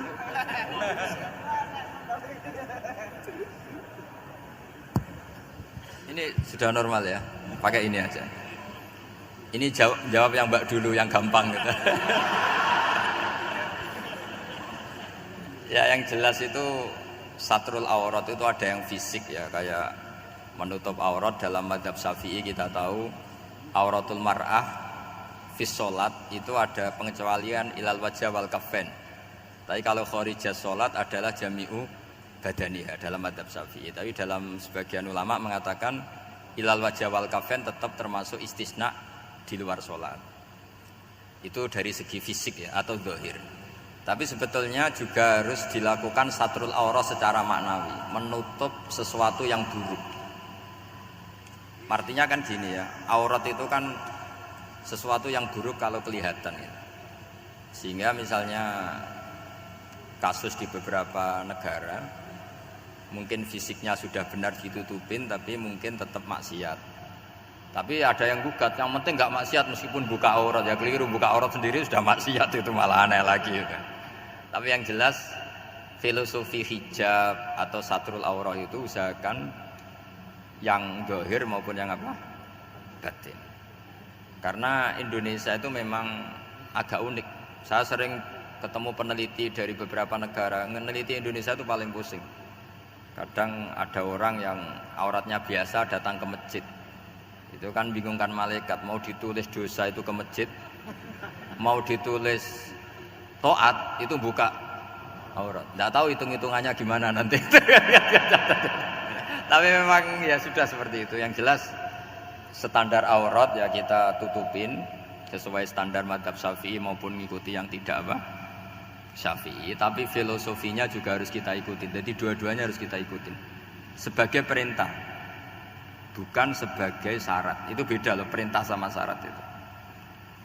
Sebagai perintah, bukan sebagai syarat. Kalau sebagai syarat itu begini, syaratnya orang Islam itu harus nutupi aurat begini-begini. Nanti kalau yang enggak gitu dianggap tidak Islam, itu menjadi ekstrim. Tapi kalau sifatnya perintah, ya perintah saja. Yang enggak melakukan paling banter dianggap fasikoh atau tidak solihah, tapi tidak sampai menjadi keluar dari Islam. Ya jadi gitu ya. Jadi karena apa ya? Ya sudah seperti itu. Obsesi kita tentu ingin kesolehan. Ingin kesolehan sebagai perintah, saya ulang lagi. Jangan biasakan kalau ada aturan itu sebagai syarat. Misalnya gini, kowe nak ora alim ra anakku, itu bahaya. Mosok ora alim terus ora anakku. Karena rata-rata orang itu udah alim gitu. Nanti terputus dari bapaknya semua. Tapi hanya sifatnya perintah. Perintahnya seorang bapak ke kita supaya alim. Makanya ulama mengatakan perintahnya Allah. Perintah itu lebih rileks daripada disebut syarat. Karena syarat sekali nggak memenuhi menjadi ndak. Makanya Sayyid Muhammad kalau ngarang kitab sering wajibat itu lebih ringan ketimbang apa? Syarat. Jadi beda kalau dalam filosofi ilmu itu. Jadi gampang perintah. Tentu yang nggak melakukan perintah itu ya kurang baik, tapi tidak sampai keluar dari apa? Islam. Karena perilaku kesolehan itu perintah, bukan syarat. Sehingga Nabi nanti ngendikan beberapa yang masyhur itu kan syafaati li ahlil kabair min ummati. Meskipun umatnya yang enggak benar ya tetap diaku sebagai umat. Jadi beda perintahnya Nabi sih semuanya kalau bisa soleh, harus bisa soleh. Tapi tetap ini sifatnya perintah, bukan syarat. Nggak bisa kamu mengatakan syaratnya orang Islam itu dalam beraurat begini, syaratnya soleh nggak pernah maksiat. Memangnya Nabi nggak pernah maksiat? Ya saya kira demikian ya, cukup ya. Lah kalau ini resikonya dia seneng saya, makanya bagus dia tidak seneng saya, jadi enggak. Jadi ini kalau seneng saya malah ngatur-ngatur gini. Ya. Terus soal ngaji di sini tiap bulan itu jelas tidak satu rutin karena kalau sampean sopan di mana-mana ngaji itu datang ke kiainya.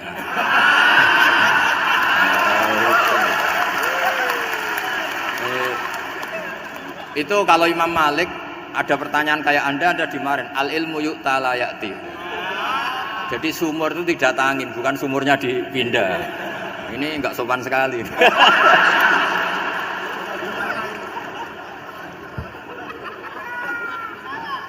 Terus menyangkut orang tua, kenapa saya alim? Itu juga enggak boleh dijawab. Rata-rata orang itu udah alim, masa orang tua seluruh Indonesia salah? Itu ada hikmahnya sendiri. Saya kali-kali ngaji, bodoh itu barokahnya banyak. Coba barokahnya orang bodoh, akhirnya nempat di pedalaman Kalimantan, Sulawesi, akhirnya bikin masjid di situ bikin. Kalau dia alim mungkin jadi ketua MUI di Jakarta, nggak akan punya desa binaan. Jadi Allah mendesain ini sudah sempurna, sudah ada usah protes, sudah begitu aja. Coba ada orang alim alamah, kira-kira itu kan nggak akan di pedalaman Kalimantan, Sulawesi. Barokahnya santri rodok bodoh itu akhirnya kerja di dalam hutan, kerja di kampung-kampung. Akhirnya agama ada di mana? Kalau pinter semua, di Unisula semua jadi rektor nanti. Jadi Allah mendesain ini sudah baik, tidak usah dipaksakan sesuai versi kamu, nggak usah.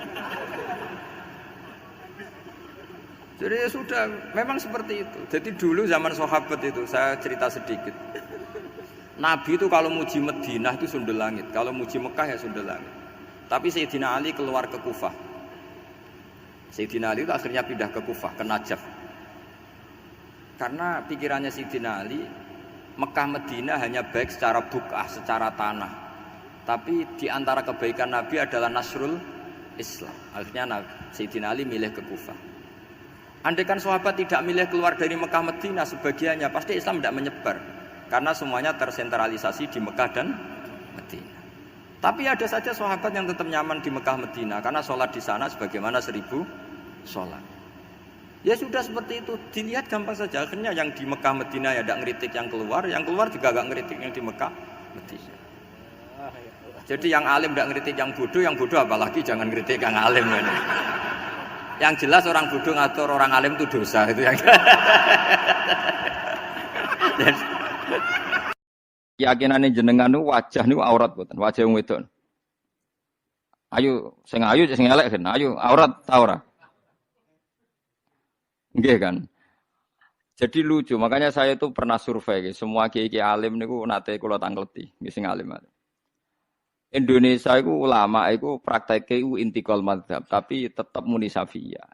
Nah cara madzhab Syafi'i wajah wong wedok iku aurat kharijah salat.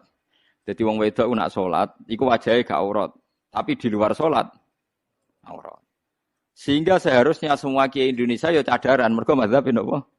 Syafi'i. Tapi prakteknya semua ulama Indonesia itu mazhabnya Hanafi. Jadi bojone, putri-putrine, santrine udah biasa jilbaban biasa wajahnya ketok. Dan niku nganggo mazhab Hanafi yang diikuti oleh ahwalnya ulama seluruh dunia, termasuk Imam Suyuti, nafsiri ilama dhuhara minha wa huwa al-wajhu wal kafan. Apa wa huwa al-wajhu wal kafan.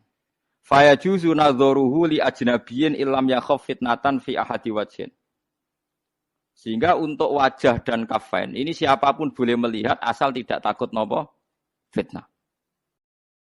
Kata Rasulullah, saya dikasih hadiah yang para nabi sebelum saya enggak dikasih hadiah itu. Apa itu? 5 hal itu. Di antaranya apa? Kata Rasulullah, wa utitu khawatima suratil Baqarah. Saya dikasih terakhir-terakhirnya surat Baqarah. Di surat Baqarah itu umatnya Nabi dapat bonus dan ini luar biasa, yaitu ayat Rabbana la tu'akhidna in nasina wa akhtana. Ya Allah, jangan hisab kami, jangan beri sanksi kami, jangan azab kami kalau suatu saat kita lupa atau salah. SP nak kue urung salah padahal mesti salah. Rai-rai ini gak mesti salah. Wes gawe perjanjian mbek pangeran Gusti, ndamel perjanjian dong nggih apa? Setiap saat salah langsung sepuro. Mun mboten usah istighfar malih pun niku.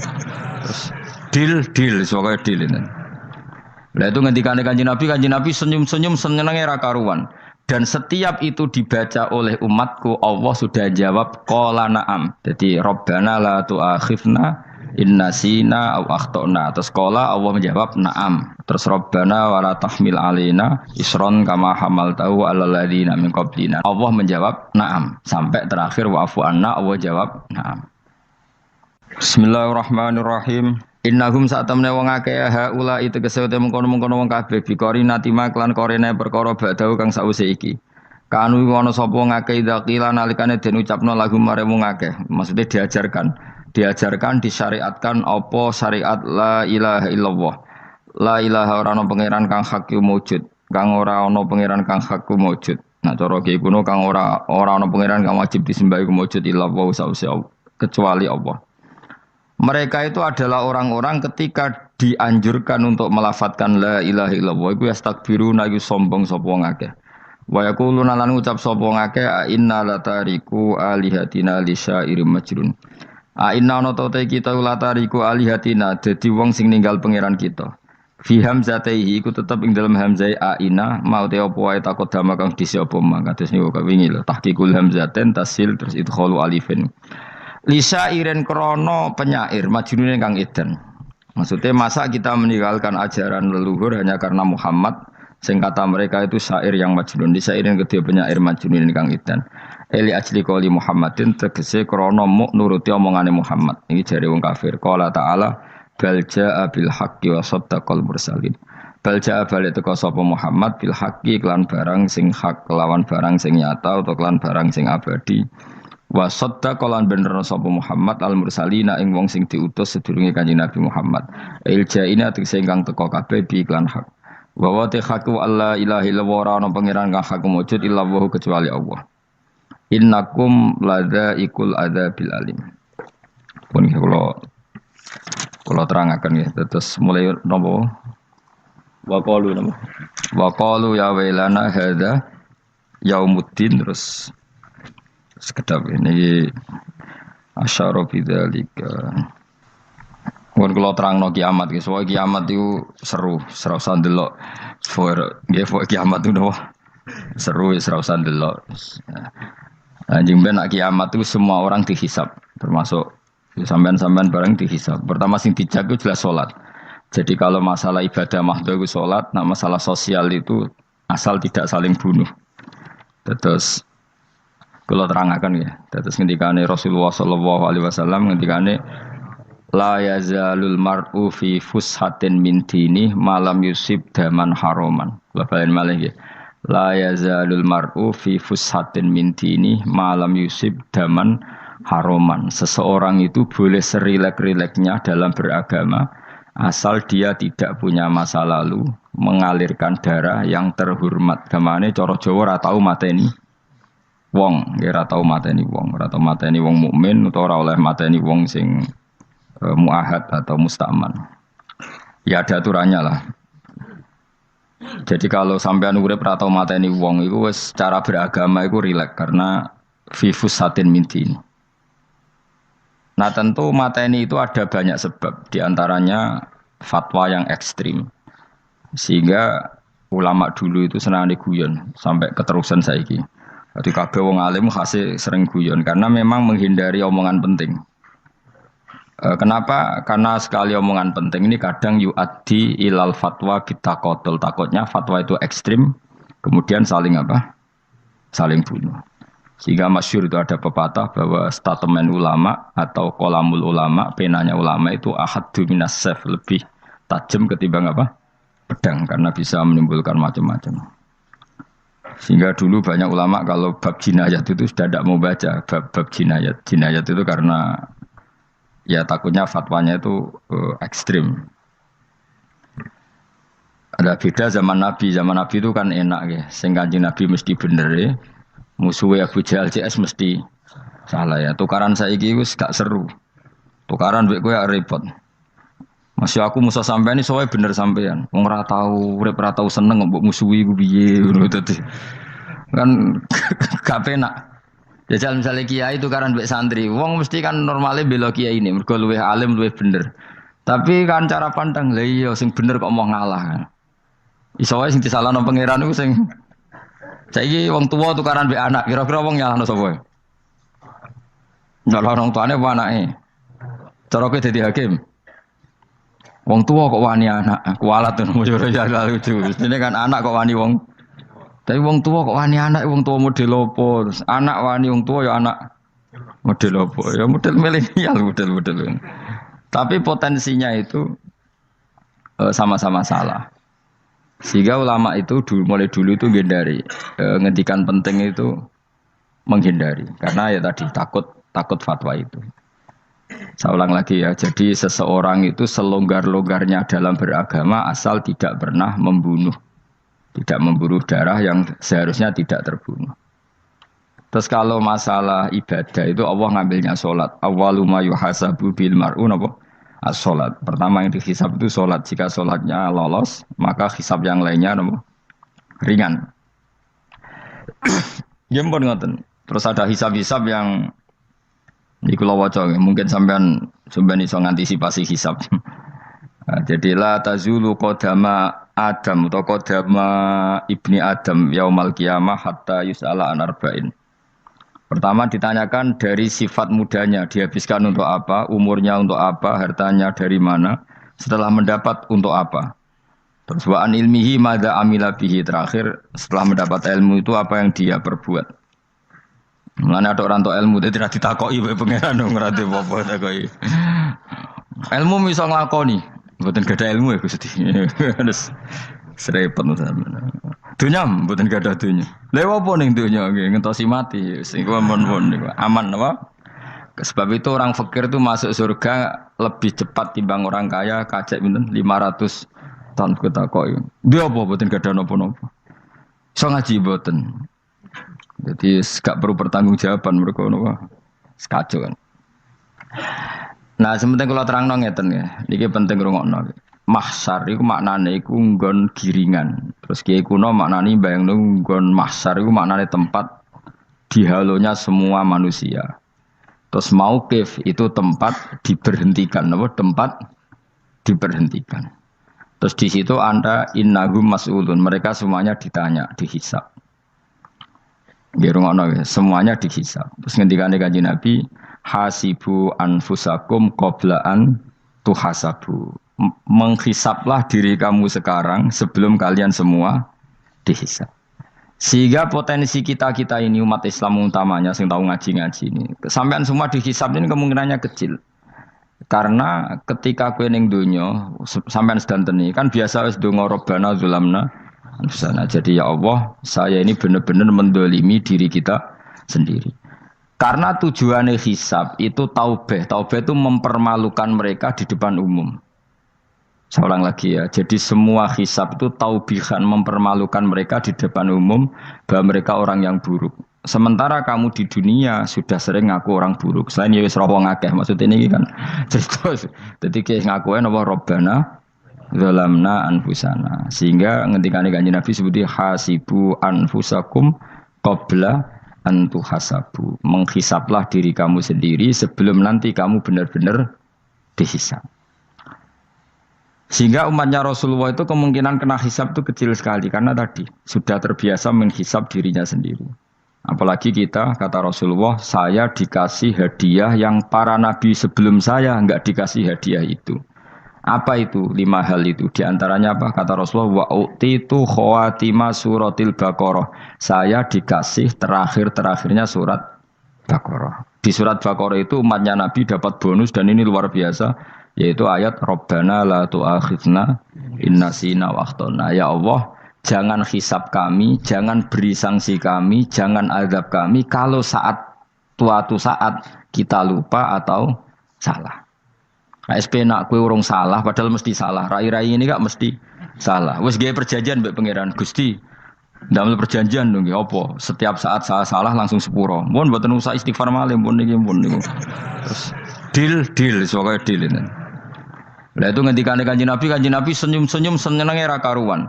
Dan setiap itu dibaca oleh umatku, Allah sudah jawab qala na'am. Jadi Rabbana la tu'akhifna in nasina aw akhtana. Terus qala Allah menjawab na'am. Terus Rabbana wa la tahmil alaina isron kama hamaltahu 'alal ladzina min qablina. Nabi Muhammad jawab, Allah menjawab na'am. Sampai terakhir wa'fu anna, Allah jawab na'am. Kemudian para kiai itu punya kiat supaya umatnya itu hafal itu. Terus jadi bahan tahlil itu masalah ya. Faminhum ya faminhum. Sing tahlil ya ora paham, sing kritik ya ora paham. Alhamdulillah itu mesti padha-padha ra kena hisab. Mergo padha-padha ora napa? Paham. Jadi ora ono barokah kaya goblok wis barokah tenan. Mergo sing lakoni ya ora paham, sing kritik ora paham. Jadi kalimat yang di akhir surat Baqarah itu adalah termasuk hadiahnya Rasulullah yang tidak diberikan pada Nabi sebelumnya. Ini apa ini? U'titu khawatima suratil Baqarah. Saya dikasih akhir surat Baqarah. Gini ku setiap doanya umat Nabi Allah jawab napa? Naam. Jadi ya Allah la tu'akhidna, jangan kasih sanksi kita innasina au akhtona. Allah jawab naam. Itu satu. Terus kedua, umatnya Nabi itu kalau dosa itu tidak perlu prosedurnya harus istighfar. Banyak amalan yang menjadikan diampuni. Misalnya kafaratul majlis itu lafadznya agak istighfar. Subhanakallahumma bihamdik misalnya. Dan banyak imatatul adza anit thoriq. Misalnya Nabi pernah cerita ada seseorang yang nakal, kemudian gara-gara menyingkirkan duri di jalan yang ganggu orang lewat, kemudian Allah memaafkan. Ada yang dimaafkan karena ngombeni anjing, macam-macam. Kemudian ngombeni santri, macam-macam. Sehingga potensi kita dimaafkan itu tinggi sekali karena ada sekian amal yang itu menjadi sebab ridhanya Allah Ta'ala. Malah kalau dalam dunia wali itu ada seorang wali mau ngarang kitab, kemudian tintanya itu diminum lalat, dia membiarkan tinta itu sampai lalatnya sampai kenyang, kemudian gara-gara itu dimaafkan oleh Allah Subhanahu Wa Ta'ala. Banyak sekali. Sehingga potensi kita dimaafkan tinggi.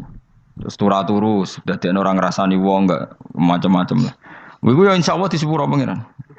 Dadi ana wali, dadi wali mergo kakean apa? Turu ditakoki, "Kenapa kok turu wong wali? Mboten siap roh donya, Gusti." "Kenapa?" "Donya wis rusak tok, patok mboten roh, Gusti." Lah iku ya mari swarga napa? Ya swargane wong turu ya kira-kira tok. Tapi jadi umat Nabi itu luar biasa. Makanya saya yang heran nih, kalau ada orang alim bikin gerakan terlalu tenanan itu keliru, biasa mawon. Turu ku ya ibadah, wae agar gak zina, gak maling, wae agar gak nglakoni dosa gede ini sanggep ae napa? Ibadah. Karena tadi Rabbana la tu'akhidna in nasina wa akhtana. Terus Allah jawab nah. Sehingga kiai-kiai itu takut orang itu lupa, terus dimodifikasi sedemikian rupa jadi wiridan. Tapi alhamdulillah kok banyak yang kritik. Jadi ya biar seimbang, no? Seimbang apa alam demokrasi. Jadi kalau agak kecewa mbek sing kritik, mergo insyaallah rapati paham masalah usul ini. Karena satu-satunya cara supaya orang paham itu pancen yo dijak latihan bareng-bareng. Gak ngono wis malah ra paham blas. Ya tapi tadi ya semua itu resiko. Zaman Nabi Sugeng ana ibadah sunat dilakoni terus, Nabi yo duka, kuwatire dianggap wajib. Tapi nak arah dilakoni belas Nabi yo duka, wong sunat ora tau dilakoni. Jadi sudah alhamdulillah sekarang ana sing ngritik, ana sing setuju biar seimbang no. Wong padha ora paham wae napa? Padha paham. Padahal makna ayat itu luar biasa. Rabbana la tu'akhidna in nasina wa akhtana. Terus kedua, Rabbana wala tahmil alaina isran kama hamaltahu 'alal ladzina min qablina. Ya Allah, jangan beri beban kami sebagaimana Engkau memberi beban kepada orang sebelum kami. Dulu itu kalau ada orang yang salah, itu harus dibunuh oleh orang yang tidak salah. Liyaqtulal bari'u minkum al-mujrima. Supaya yang tidak salah membunuh yang salah. Sehingga ketika umatnya Nabi Musa menyembah anak sapi, ijel itu, apa kata Allah? Fatubu ila bari'ikum faqtulu anfusakum. Kamu syaratnya tobat harus saling membunuh, yaitu orang yang terbebas dari dosa itu membunuh yang tidak dosa. Masyhur itu. Terus Allah mengirimkan mendung yang pekat, terus gelap. Ketika gelap itu yang al-bari yang enggak dosa mengeksekusi yang dosa. Sekarang kan enggak, paling tangkap KPK. Berarti penjara mulai juga sisa korupsi jaga. Jadi penak lah pokoknya zaman akhir itu penak. Pemenang saya KPK ini mulai disoal, jadi aman lah. Sebuah sing bener di aja nih ya sing bener ya pangeran. Misalnya rasa KPK lah nak takwa ya rasa korupsi. Kalau KPK dilemahkan nanti yang korupsi marah. Lah masih orang KPK lah nak di pangeran kan ya aman karena korupsi. Kowe aneh-aneh wae. Kowe wong mukmin kok bakas ngono. Kowe sementing iku nak kowe wedi pangeran kan ra usah polisi, ra usah KPK wis tetep ra usah dosa wong wedine mbek pangeran. Nah, kecuali ra usah pangeran ateis, lha iku masalah. Ya, tapi kan omongan ini gak populer, padahal bener. Nah, aneh. Jadi karep pemilu ini terbebas korupsi nak ono KPK, urip makmur nak ono menteri kemakmuran. Pokoknya kuwabe kowe mbok gantungno pejabat negara. Mulane tau hitam jeblok, sak jeblok-jebloke. Misalnya rasa sejahtera, saya menteri sosial harusnya gini-gini. Ngono korupsi salah KPK. Ngono ono ra keamanan salah polisi. Senengane nyalahno wong. Gue sekali-kali nganggo tauhid. Nah ono adab iku mergo dosa yang sudah kelewat. Ya tapi kan gak mungkin ngomong bernegara gitu. Tapi atas nama iman bahasa kita seperti itu. Kalau atas nama bernegara emang kita butuh polisi, butuh tentara, butuh KPK. Tapi atas nama iman ya tadi kalau kita diberi sanksi Allah itu rata-rata dari bima qaddamat yadaka itu pasti ada salah yang pernah Anda lakukan. Ya tapi sudahlah ini zaman sudah seperti ini. Sanut umumnya wong akeh. Kalau terang malih masalah hisab ya. Hasibu anfusakum qabla an tuhasabu. Kamu menghisablah diri kamu sebelum kamu dihisab. Misalnya saya sebagai ulama, tentu hisab terberat saya itu kitmanul ilmi, menyembunyikan apa?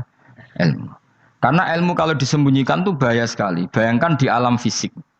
Misalnya ada orang berkebutuhan pada kemaksiatan, terus di situ ditulis bar, karaoke misalnya. Orang bisa ke sana karena ada tulisannya, ada WA-nya, ada alamatnya. Kemudian ketika Anda bisa Fathul Qorib, tidak ada tulisannya. Harusnya Anda juga nulis ahli Fathul Qorib, ahli Fathul Mu'in, nah, atau ahli Jaljalut, tulis saja. Ahli Primbon. Enggak apa-apa, tulis saja. Penerus Ronggo Warsito, tulis saja. Zaman gendeng, nara melok gendeng, rakeduman, tulis saja. Tapi barokahnya tulisan itu kan orang bisa tahu. Makanya kenapa banyak orang sufi yang sudah menyembunyikan diri, warnanya nakal-nakal. Karena dia disalahkan Allah, karena menyembunyikan ilmu. Saya itu orang yang senang tertutup, kecuali masalah ilmu. Saya mau mengajar terbuka seperti ini.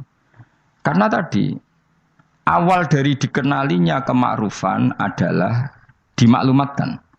Awal dari dikenalinya keburukan juga karena dimaklumatkan. Betapa celakanya kalau kemungkaran dimaklumatkan sementara kebenaran tidak dimaklumatkan.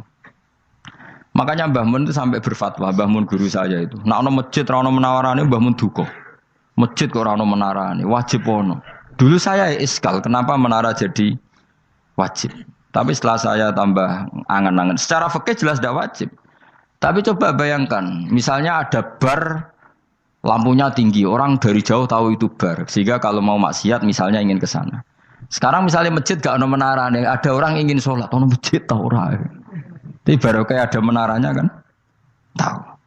Intinya semua kebaikan itu harus dimanarohkan. Makanya manaroh itu dari kata nur, dimenarakan, dari kata nur, dari kata dicahayakan, dimaklumatkan. Sehingga mulai dulu lama itu meskipun humul itu menyembunyikan diri. Tapi kalau masalah ilmu mereka membuka diri. Loh, coba kalau misalnya ngaji seperti saya ini, saya tidak terang-terangan jadi orang alim. Sebetulnya nggak baik. Kalau kamu ujub, sombong, aku orang alim itu tidak baik. Tapi kalau kita kan tidak karena ujub tadi, harus memaklumatkan. Coba berapa bapak-bapak yang tertolong nyari bidan ketika istrinya hamil. Gara-gara tulisan karena yang nolong itu. Bidan. Ya kan? Dokter gigi. Atau kalau nggak dokter, ya ahli gigi. Ahli gigi itu yang dipasang tanpa medis itu. Nggak kamu menjadi tahu karena apa coba? Tulisan kan. Tapi kenapa kebaikan tidak seperti itu? Harusnya sampean itu tulis saja. Misalnya sampean nggak alim saja, maklar orang alim. siap menyalurkan ke tempat-tempat orang alim. Coba TKI tenaga kerja itu. Mereka tahu Korea, Hongkong karena bisa penyalur tenaga kerja. Tulis saja rumah kamu penyalur ke orang alim. Nanti antar ke berduaan. Kalau ada orang tanya, maksudnya gimana? Kalau butuh orang alim tak antarkan. Oh ya sudah, itu kalau se-Indonesia, itu luar biasa. Jadi yang ngajinya dulu Fathul Qorib sampai bab sholat itu saja. Ahli Fathul Qorib sampai bab sholat. Tulis saja dalam kurung pemahaman pas-pasan. Enggak apa-apa. Lo coba dokter itu kan fair. Kalau ilmunya pas-pasan tulis dokter umum. Kalau dia merasa pinter dokter spesialis. Dan itu menjadi orang tahu. Tulis saya kan ke ahli saraf. Nah, lo buatan guyon itu betul. Makanya saya ini termasuk orang yang menyembunyikan diri. Tapi kalau bab ilmu enggak.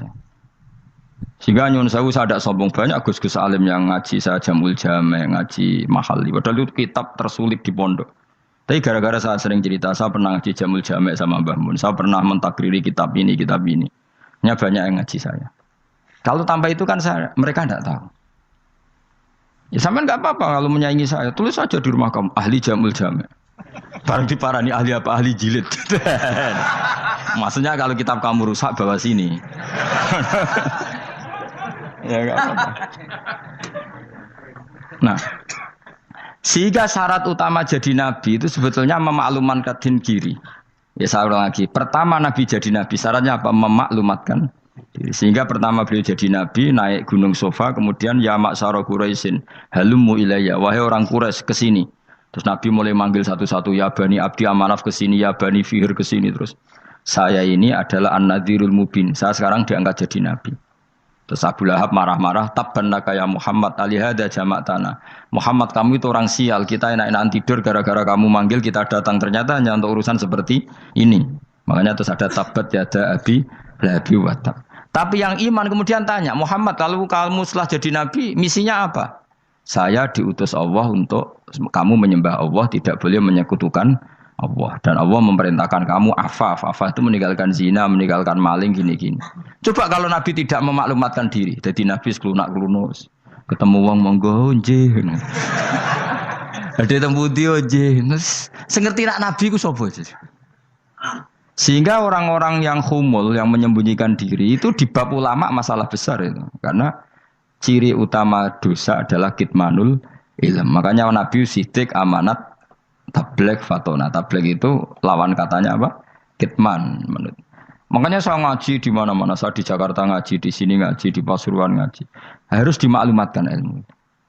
Dan kalau ada orang tanya ya tak jawab. Saya itu kitab yang paling aneh di pesantren. Misalnya yang mulai aneh lah. Gak Jamul Jame. Saya sampai sekarang masih ngajar Jamul Jame. Kitab yang aneh. Macane lagi roh judulnya pusing. Jamul Jawame, kumpulane pira-pira kumpulan. Dadi ilmu apa ae ana ning kono. Sing gak ana ilmu dukun, mboten enten. Ilmu carane bodoni ora ana. Ning kono mok carane mlebu swarga tok. Mane potensi kula mlebu swarga itu tinggi sekali. Cara sing model piye duwe. Dadi mun. Dadi cara sing model piye duwe. Dadi cukup banyak napa? Cara. Sampeyan nek cara sitok orang mesti, kalau nu gak ada cara kata. Jadi nak dari cara iki mentok, ganti cara iki mentok. Ya terakhir paling gampang itu cara nganggo fadhole pangeran. Iku kena mbok tiru. Pokoke mbok swarga nganggo fadhole pangeran. Masalah utama kita sebetulnya itu. Makanya saya tidak pati cocok sama orang sufi itu. Kebenaran itu harus dimaklumatkan. Sementara orang sufi itu ingin menyembunyikan diri. Itu kalau untuk yang alim itu tidak bagus. Wong kita saja tahu itu dokter atau bidan karena tulisan. Ini bidan, ini dokter. Dan mereka jujur, dokter umum, dokter spesialis. Loh, coba misalnya di kota, kamu tulis saja, penyalur kebaikan. Orang yang ingin mondok, pondok pilihannya ada, Sarang ada, Pelosok, Lirboyo. Kalau saya ke sana gimana? Saya kenal busnya. Tak anter.